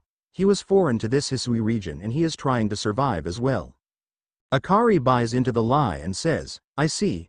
But why don't you put it into a Pokeball? He doesn't like it. Ash says, as long as my Pokemon don't like Pokeballs, they're welcome to get out of it. I see. Akari says with a nod. Ash says, Pikachu, this is Akari, she is one of our friends in this Hisui region. Pikachu waves his paws and greets the girl. Akari chuckles and says, he is so cute, just like my Pikachu. By the way, the professor is looking for us. I'm sure you got the mail from Abra, right? Yeah. Ash says. The Heights camp is finished, so we better go. Then Ash, Serena, Pikachu, and Akari decide to go to the Heights camp to see what the professor is up to. Here we have it. Our new base camp upon Deer Track Heights. I'll call it. The Heights camp. Laventon smiles. From now on, when you set out from the village, you can ask to be escorted to this base camp to start your excursions directly from here. Having another base camp to start from will be a great help on our surveys, Akari says. I know. Ash says. Nice work today, everyone. What say we all head back to the Wallflower? Akari asks. Serena says, of course. Pikachu can try out the potato mochis there, they're very great. Pikachu is now drooling at the thought of delicious food, and Professor Laventon decides to check out the progress of both of them. They earn a lot of money for capturing Pokémon, and then they are going to get the second rank once they meet Captain Silene. But before doing so, they take a stop at Wallflower as Laventon yells, Benny, old chum, the usual potato mochi, please, and make it for 4 today as well. Benny nods as he takes out 4 plates of potato mochi, and Ash decides to have Pikachu try one, and Pikachu takes a bite and squeals. I guess you really like it, huh, buddy? Ash smiles, he really misses the mouse a lot. Serena says, Pikachu sure loves the mochi after all. Benny asks, have you all heard the grave news? The frenzied clever from the rumors. It ended up mauling some of our galaxy folks who went out to investigate it this morning. The medical corps has had a hard time getting all the injured back on their feet. Ah. This is the clever that was reportedly struck by powerful lightning, yes? I did hear he's been behaving most erratically since then. Laventon says, still, if further investigation is in order, the Survey Corps will, of course, step up to the task. A certain amount of danger is inevitable when researching unfamiliar Pokémon, but I'm sure Ash and Serena here can handle things just fine. Are you certain? I've heard Clever's so mighty, even alpha Pokémon don't compare to him. Akari stares at the professor. Now. You forget that the strengths of Pokémon are key items of information that we of the Survey Corps are duty-bound to research. And since this perilous work of ours calls for a clear head and fighting-fit physique, I do believe a good night's sleep is in order after this fine meal. Ash and Serena are still confused, as they haven't heard of a Pokémon called Clever, so that night, Ash decides to call Lily again and asks her about Clever. According to the book that we found a few hours ago, Clever is the other evolution of Scyther. Lily says. By trading Scyther with a metal coat, it becomes a Scizor. However, by trading Scyther with a black Augurite, it becomes a Clever instead. Its typing is Bug and Rock, and black Augurite is listed as one of the rarest items to find in the modern times. Black Augurite. Never heard of this item as well. Serena says. And what about the Wordeer that we sent to the Ether Foundation? Do you think he can teach those other Standlers the move Psyshield Bash? It was not that easy, but only a few Standlers are doing it. Lily says. I just hope everything will go smooth. Me too. Ash says as they end the call to get some rest for the next day. Good morning, Ash, Serena. Akari's voice causes the two of them to wake up. Ash says, Can't we just try to sleep some more? Yeah, we were tired yesterday, Serena mutters. You should hurry to the commander's office before he decides to use you for sumo practice, Akari says, and this causes both Ash and Serena to quickly wake up as they don't want to be like that. Okay. Okay. Ash yells as they start to dress up and then rush outside. Akari says, there you are. Let's hurry to the headquarters. Look who's being punctual. Finally realized you're wasting Almighty Sinnoh's precious time by bowing to a sham. They turn around to see two people arguing. The first one is a boy with gray hair and blue streaks, and he is wearing a heavy blue outfit. He has a Leafeon with him. The other one is a honey blonde-haired girl with a red suit and white shorts, and the heavy red outfit is tied to her waist. She has a Glaceon with her, and Serena is surprised to see that the girl really looks like her for some reason. No way. She was my ancestor? Serena thinks. There you go again, insisting on your false image of Almighty Sinnoh as a ruler of time. The girl says. My people follow the true Almighty Sinnoh, the font of all creation and ruler of space. Huh. You could have all the space there is and still not know what to do with it, the boy mutters. Excuse me? Are you really suggesting that you make better use of your time than we make of vast Hisui's space? The girl retorts. Better than some. It's a miracle you showed up on time, O mighty leader of the Pearl Clan. I worried you'd get lost in the pointlessly vast space you're so fond of and never show up. The boy shakes his head. Me? Get lost? In Almighty Sinnoh's great gift to the Pearl Clan? In our world's very basis? You wish? The girl waves her hand with disdain. I wish that I hadn't let myself get dragged into arguing with you. Almighty Sinnoh, forgive me, what a waste of time. The boy turns to the Galaxy Hall's door. I'm off to Commander Kamado's office. I believe it was you who started this, the girl retorts again as they enter the hall. Ash and Serena are stunned at the two of them, and Akari says, you can feel the tension when those two show up. You haven't met them, have you? The woman with the reverence for space is Arita, leader of the Pearl Clan. The man who was going on and on about time, Adaman, leads the Diamond Clan.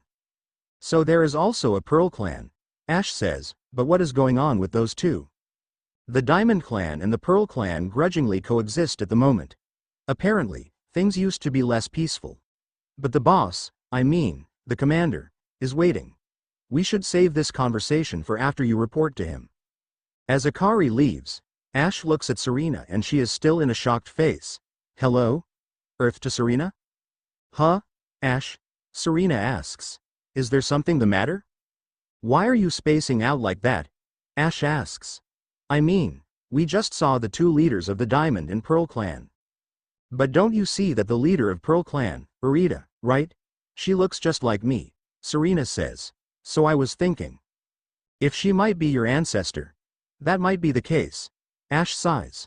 I already met mine, so it shouldn't be a surprise to see yours as well. After all, before Sinnoh was formed, a lot of people came from the other regions such as Alola, Unova, and Kanto. I guess you're right, Serena says as they enter the hall.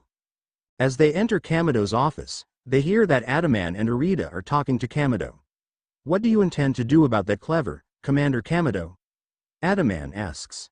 He may be descended from a warrior of Almighty Sinnoh, but look at the mess he's causing. Adaman asks. We can't sit back and let him rage on. You do get right to the point, Adaman, Kamado nods.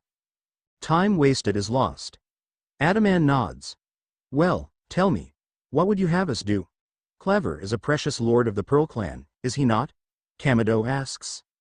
That's the point. My clan can't intervene directly where a lord of the Pearl Clan's concerned. If my people were to do something, our two clans might end up back at each other's throats just like we used to be. But even folk of the Galaxy team have been wounded, haven't they? Seems someone's got to do something here. Who, then? Arita asks with worry. Would the Diamond Clan have the Pearl Clan bring down one of its own honored nobles? I don't believe I said that. Thought it, maybe. Adaman shrugs. You might as well have said it, you fool, Arita yells. Look, we don't even know what drove Lord Clever into such a violent frenzy. I'd like to know that myself. This is a first as far as my clan knows, too. Adaman holds his head with frustration. Kamado notices Ash and Serena at the doorway as he says, "HRRM. I see you'd arrived." The two clan leaders turn around and see Ash and Serena, with both of them surprised to see how Serena looked like Arita. Kamado says, "This is Ash and Serena, the newest members of our survey corps." Adaman is the first to get out from shock and says, "Aha, I hear from Mai you earned Wardier's favor. Good to finally meet you two, strangers from the Rift.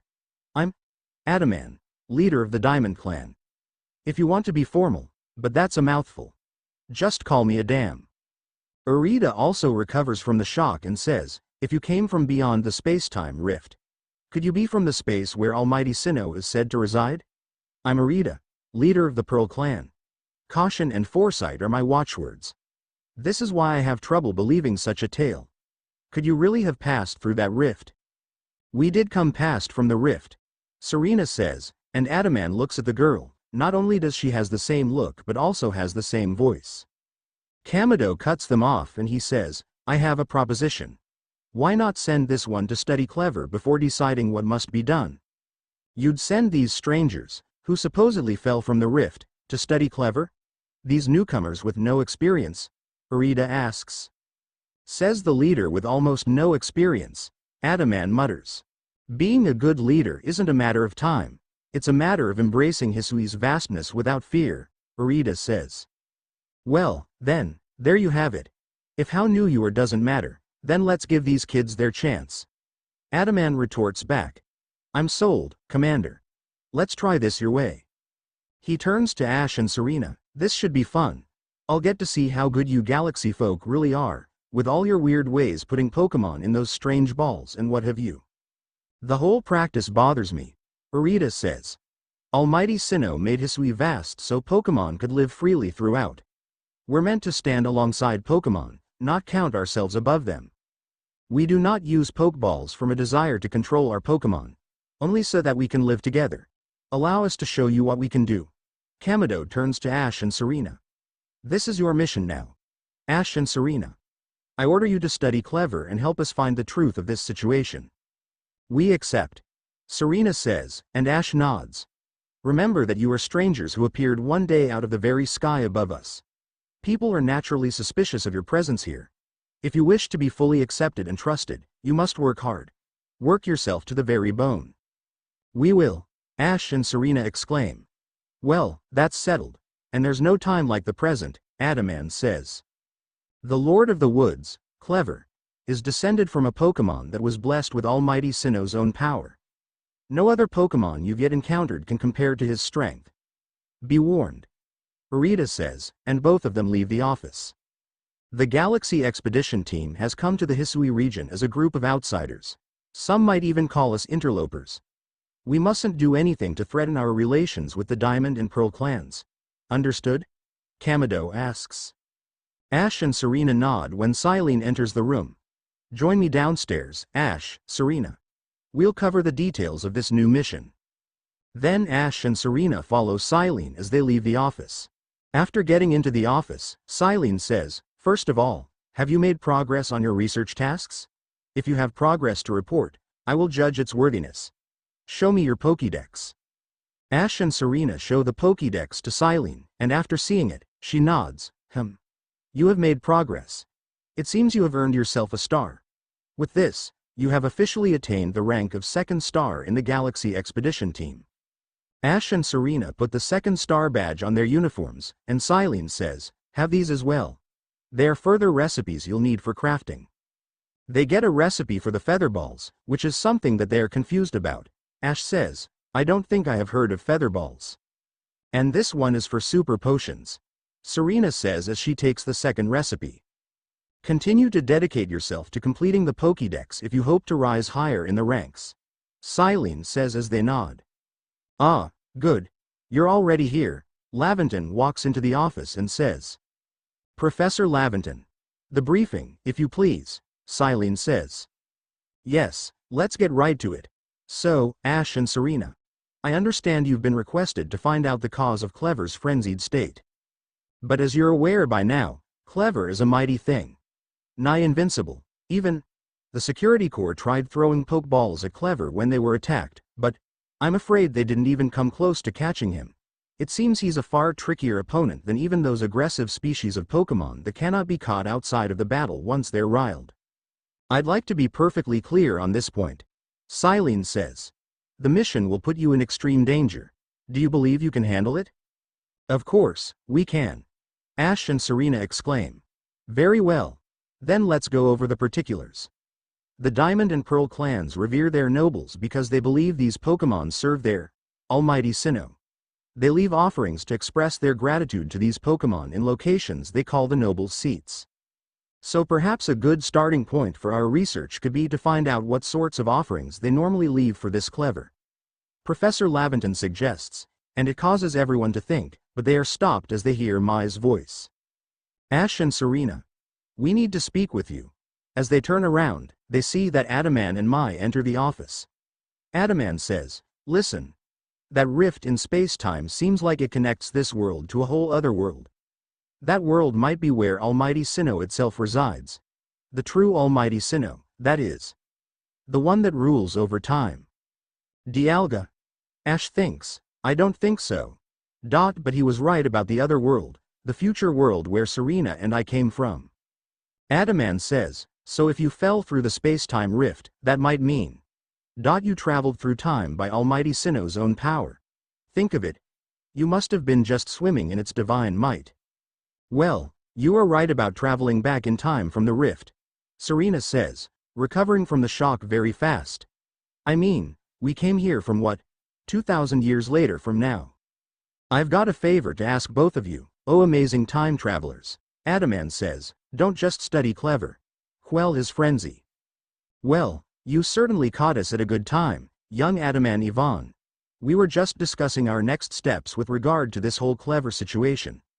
Laventon says, and Serena also widens her eyes at the name that Professor Laventon just spoke about.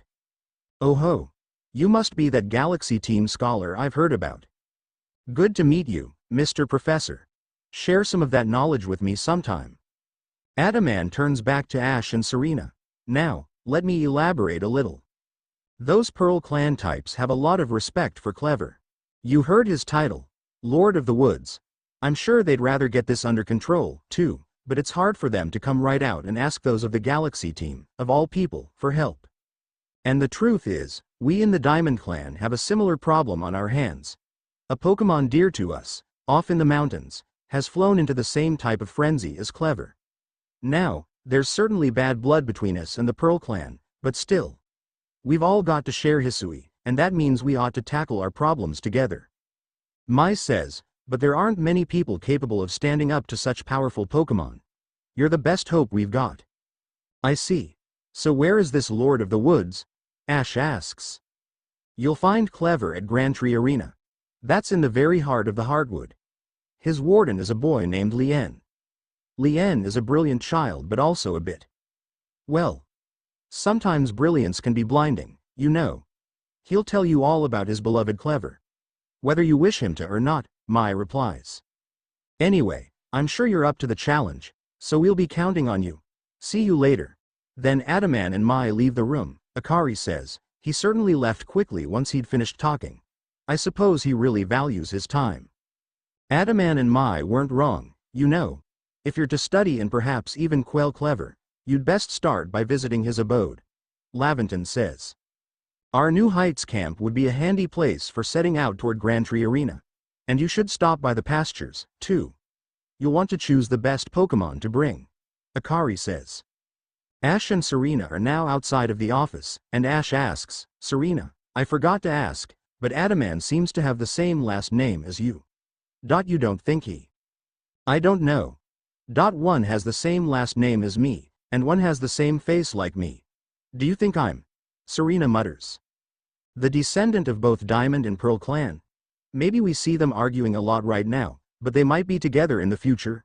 Ash asks, maybe we should have Lily call your mother to find out. But my mother didn't know I am still alive, right? Serena asks, I mean, I don't want her to accidentally hurt Lily or your mother at the matter, though. Don't worry. I don't think it will be that bad. Ash says, I mean, it will also be sad to keep her in the dark as she might have depression at your demise. I know what you mean, I love my mother and my mother loves me. It will be more hurtful if she can't move on. Serena frowns. Just at the moment, they hear a voice, finding yourself unable to pick up the materials you come across? Are satchels always seeming full? If that sounds like you, it'd be wise to lend me your ear a moment and hear what I have to say. They turn to see a man in a guard's outfit walking towards them. I am Bagan. And you can carry around even more in that satchel of yours if you learn the trick to packing things in. I can teach you, if you'd like. What do you say? Sure. Ash says, we could really have some use. I like your initiative. My teaching fee is a neat $100. All right? Bagan asks. Ash hands over the money as he starts to work on the bag, only to add one more space. And that's all there is to it. You see how much more you can fit in by packing things rightly. If you want to be able to carry even more things, there's more I could teach you. What do you say? Then he asks for $200 for one more space, and then $300. They realize that it will become more expensive the more space they ask, and they decide to stop after spending $1,500 for 5 spaces. There are times when a single extra item can mean the difference between life or death, you know. Bagan says as he leaves. Well, I know what he means. We really need a lot of means to survive, and if we don't have space to put potions, we won't be able to heal Pokemon, or if we don't have space to put Pokeballs, we can't do the quests to catch Pokemon, Ash says. But surely, I really miss my old bag, we can put much more stuff inside. Serena frowns. We did come to the world with empty pockets and empty items, Ash says with a sigh. They decide to do another request as they find a woman named Radisa on the 2nd floor. Oh, splendid. You came along at a good time. I'm looking for a pickling stone, you see. Would you mind lending me a hand? It needs to be the right size to fit atop one of my pickle pots and heavy enough to put nice, firm pressure on the pickles while they're fermenting. So we need to find a huge stone? Serena asks. I don't think that is hard. But I suppose it'll be hard for me to lift such a heavy thing from the pot. The best thing would be for the stone to lift itself up, actually. Oh, I've a rather good idea. There's a Pokemon called Geodude that lives on Deer Track Heights. It would be perfect for the job. Could you catch one and bring it back to me? I'll head home and wait for you there. As the woman leaves, Ash says, well, I do have another Geodude in our party. Maybe I should give one to her. After searching for her house, with the help of ArcPhone as it has recorded the location of the quest, Ash gives her a Geodude. Oh my! Would you look at that? It really does look like a rock, and it seems to be the ideal weight, too. Oh, it's simply perfect. Thank you, young man and lady. With this Geodude's help, I'll surely make some scrumptious pickles. And she gives them 3 honey cakes and an express candy S to both Ash and Serena. They put it into the satchels and leave to the gate. But when they get outside, they are going towards the Obsidian Fieldlands, but they are stopped by a voice from Volo. How are things, my good friend? Ash and Serena turn around to see him and he says, I certainly hope you're putting that secret back strike technique I taught you to good use. Well, that was really nice to use. Ash says. Either way, I have some super potions here, just for you, Volo says. Wait, don't we need to buy it from you since you're from the Ginkgo Guild? Serena asks. Oh, think nothing of it. Having the Survey Corps out and about studying Pokemon is great for business, you know. Supporting you now is actually an investment in my own fortunes. Volo smiles and hands over the super potions. And now I must depart. There are ruins that are just calling to me. Ash and Serena shrug as they leave to the Obsidian Fieldlands, and thanks to the carriages, they are now at the Heights camp without the need to walk some more. Ash and Serena are now arriving at the Heights camp as they get off the carriage, and they are heading to the hardwood. On the way, Ash is working on the featherball by using apricorn and sky tumblestone. There it is finished. Serena looks at the ball and asks, so what does it do? I am not sure. Ash says as he throws, but much to their surprise, the ball is going very fast as it already disappears out of their sight. Is that supposed to be happening? Look at how far it goes. Serena says as they decide to look for the ball, and much to their surprise, they find it in Windswept Run and there are a lot of Abras there. Look at all the Abra here. Serena says. But it seems we already captured one, not to mention it is a light specimen. Ash says. But it says that we need to scare it off with the scatter bang. I have no idea what it is, but maybe we will find it later in the journey. Serena shrugs. Abra's research tasks. Number caught. 1, 2, 4, 10, 15 number of light specimens caught. 1, 2, 3, 5, 7 number you've caught without being spotted. 1, 2, 4, 6, 10 number defeated. 1, 2, 3, 4, 5 times you have seen it use teleport. 1, 3, 6, 12, 25 times you've scared it off with a scatter bang. 1, 2, 3, 4, 5 number you've evolved. 1, 2, 3. Hisui Dex entry number 58 Abra. The Psy Pokemon. Psychic type. Spends 18 hours of the day sleeping. Even while asleep, Abra can control its psychic powers. Should danger approach, the Pokemon will simply teleport away. As they get back to Deer Track Heights, Ash is being tackled down by a shadow from the stone above. Ash asks, "What's going on?" The shadow turns out to be an Infernape, much to Ash's surprise. "Infernape? Is that you?" The Pokemon nods as he hugs Ash tight, and Serena says, "I never knew you'll be able to find Infernape so soon." Ash says, "Yeah. Pikachu told me that you split up to find me. Where were you trying to find me?" Infernape points at an island far away, and he says, "You looked there to find me? And you didn't find me, so you decide to look for me on top of that rock and then you found me?" Infernape nods and Ash smiles. "Welcome back to the team, Infernape." As Infernape is recalled to the Pokeball, they also find a Chimchar and give the Pokemon food and capture it without noticing. Chimchar's research tasks. Number caught. 1, 2, 4, 6, 10 number you've caught without being spotted. 1, 2, 3, 4, 5 times you have seen it use Ember. 1, 3, 6, 12, 25 times you've given it food. 1, 2, 3, 4, 5 number you've evolved. 1. Hisui Dex entry number 61 Chimchar. The Chimp Pokemon. Fire type. Full of vigor and always in high spirits. It was once known by the name Lanterntail, and feared as some kind of apparition. And when they arrive at the Tidewater Dam, they find an Alpha Bibarel at the beach, and they decide to defeat it and capture it. Bibarel's research tasks. Number caught. 1, 3, 6, 12, 25 number of alpha specimens caught. 1, 2, 3, 4, 5 number defeated. 1, 3, 6, 12, 20 times you have seen it use bite. 1, 3, 6, 12, 25 times you've seen it use a strong style move.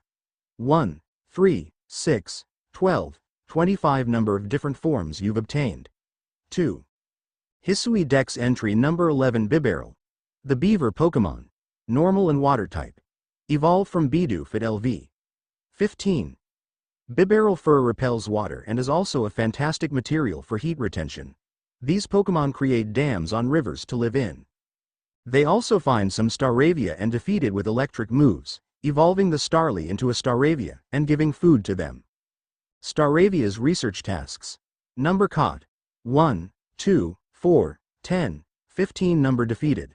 1, 3, 6, 12, 25 number of you've defeated with electric type moves. 1, 2, 4, 6, 10 times you have seen it use Aerial Ace. 1, 3, 6, 12, 25 times you've given it food. 1, 3, 5, 7, 10 number of different forms you've obtained. 2 number you've evolved. 1, 2, 3. Hisui Dex entry number 13 Staravia. The Starling Pokemon. Normal and Flying type. Evolved from Starly at LV. 14. They form remarkably large flocks and are constantly fighting amongst themselves. I suspect that those with magnificent plumes on their heads are the strong ones. So we're at the hardwood.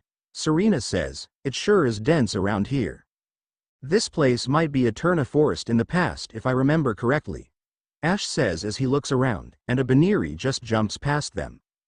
"Baniri," Serena says. "They look so cute." "I know, but being slapped by their ears are painful," Ash says.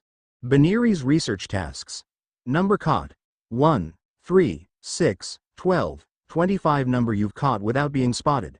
1, 2, 5, 10, 20 number defeated. 1, 2, 4, 10, 15 times you have seen it use baby doll eyes. 1, 3, 6, 12, 25 times you've given it food. 1, 2, 3, 4, 5 number you've evolved. 1. Hisui Dex entry number 64 Baniri. The rabbit Pokemon. Normal type. My hypothesis as to why Baniri rolls up its ears is that its hearing is far too keen. I surmise that the Pokemon protects its hearing by limiting the sound that may enter its ears. Serena is asking Bibarel to smack the tree since she finds that it is shaking, and out comes a Cherubi. Cherubi's research tasks. Number caught. 1, 2, 4, 5, 10 number defeated. 1, 2, 3, 4, 5 times you have seen it use absorb. 1, 3, 8, 20, 40 number you've seen leap out of trees. 1, 2, 4, 10, 15 number you've evolved. 1. Hisui Dex entry number 66 Cherubi. The cherry Pokemon. Grass type. Once the fruit growing alongside the main body is large and plump, Cherubi will use the nutrients within to evolve. The fruit then detaches, becoming nourishment for other creatures. Then Serena notices that in the creek there are some Psyducks. She decides to pick the heaviest one and feed it with the berry, then capturing it in the end. And Shinx evolves into a Luxio after defeating Psyduck with a Thunder Shock. Psyduck's research tasks. Number caught. 1, 3, 6, 12, 25 number of heavy specimens caught. 1, 2, 3, 4, 5 number defeated. 1, 3, 6, 12, 25 number of you've defeated with electric type moves. 1, 2, 4, 6, 10 times you have seen it use confusion. 1, 3, 6, 12, 25 times you've given it food. 1, 2, 3, 4, 5 number you've evolved. 1. Luxio's research tasks. Number caught. 1, 2, 4, 10, 15 number defeated. 1, 3, 6, 12, 25 number of you've defeated with ground type moves. 1, 2, 5, 10, 20 times you have seen it use bite. 1, 3, 6, 12, 25 times you have seen it use Thunderfang. 1, 3, 8, 20, 40 number of different forms you've obtained. 2 number you've evolved. 1, 2, 3. Hisui Dex entry number 68 Psyduck. The duck Pokemon. Water type. Suffers perpetual headaches. If the agony grows too great, Psyduck's latent power erupts, contrary to Psyduck's intent. Ergo, I am exploring ways to ease the pain. Hisui Dex entry number 16 Luxio. The Spark Pokemon. Electric type.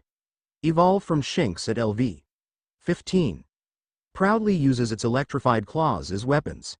It seems to be a gracious Pokemon, evenly sharing the spoils of the hunt with others of its kind. Ash decides to shake some trees as well, and he gets a lot of Combees. So he captures both a male and a female, and defeats one with rock moves. Combees research tasks. Number caught. 1, 3, 6, 12, 25 number defeated. 1, 2, 4, 10, 15 number of you've defeated with rock type moves. 1, 2, 4, 6, 10 times you have seen it use gust. 1, 3, 6, 12, 25 number you've seen leap out of trees. 1, 3, 8, 20, 40 number of different forms you've obtained. 2 number you've evolved.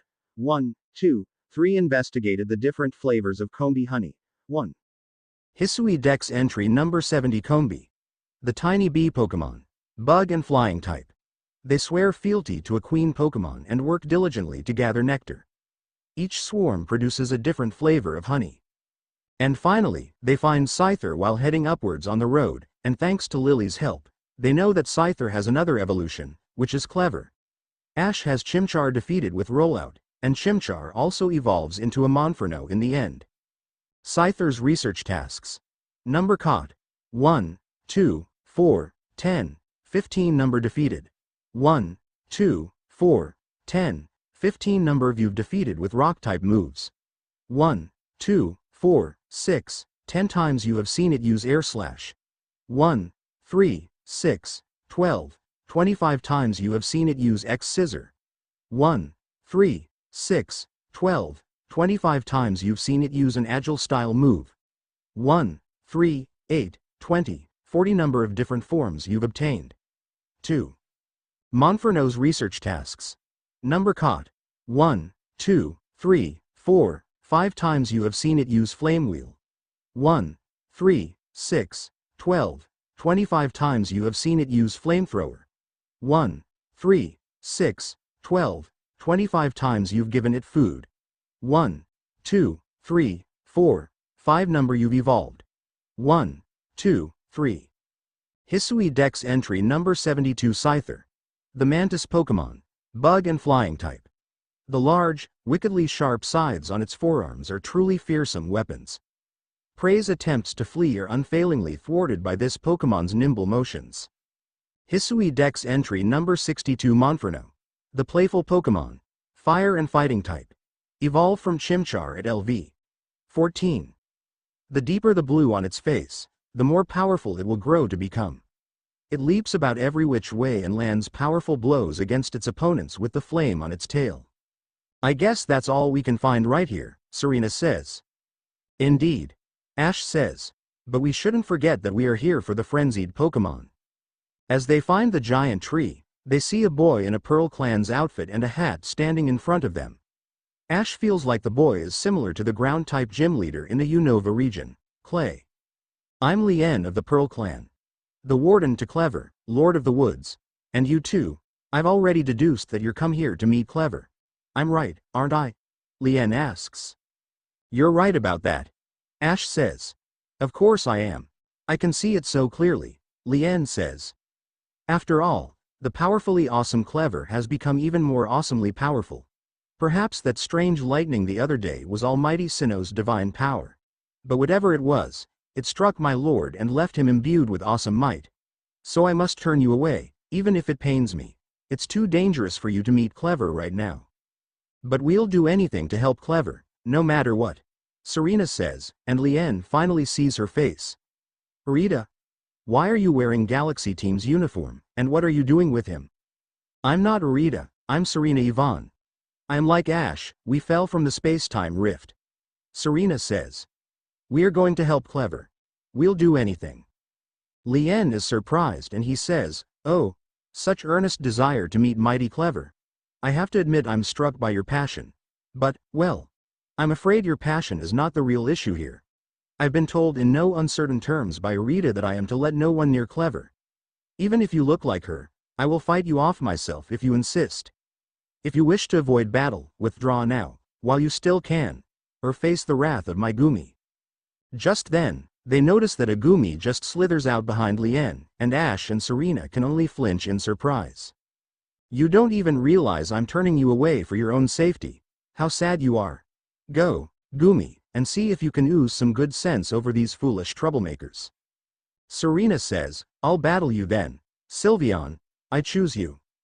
As Sylveon appears on the field, Lien knows that it is a fairy-type Pokemon, but he says, Acid Spray.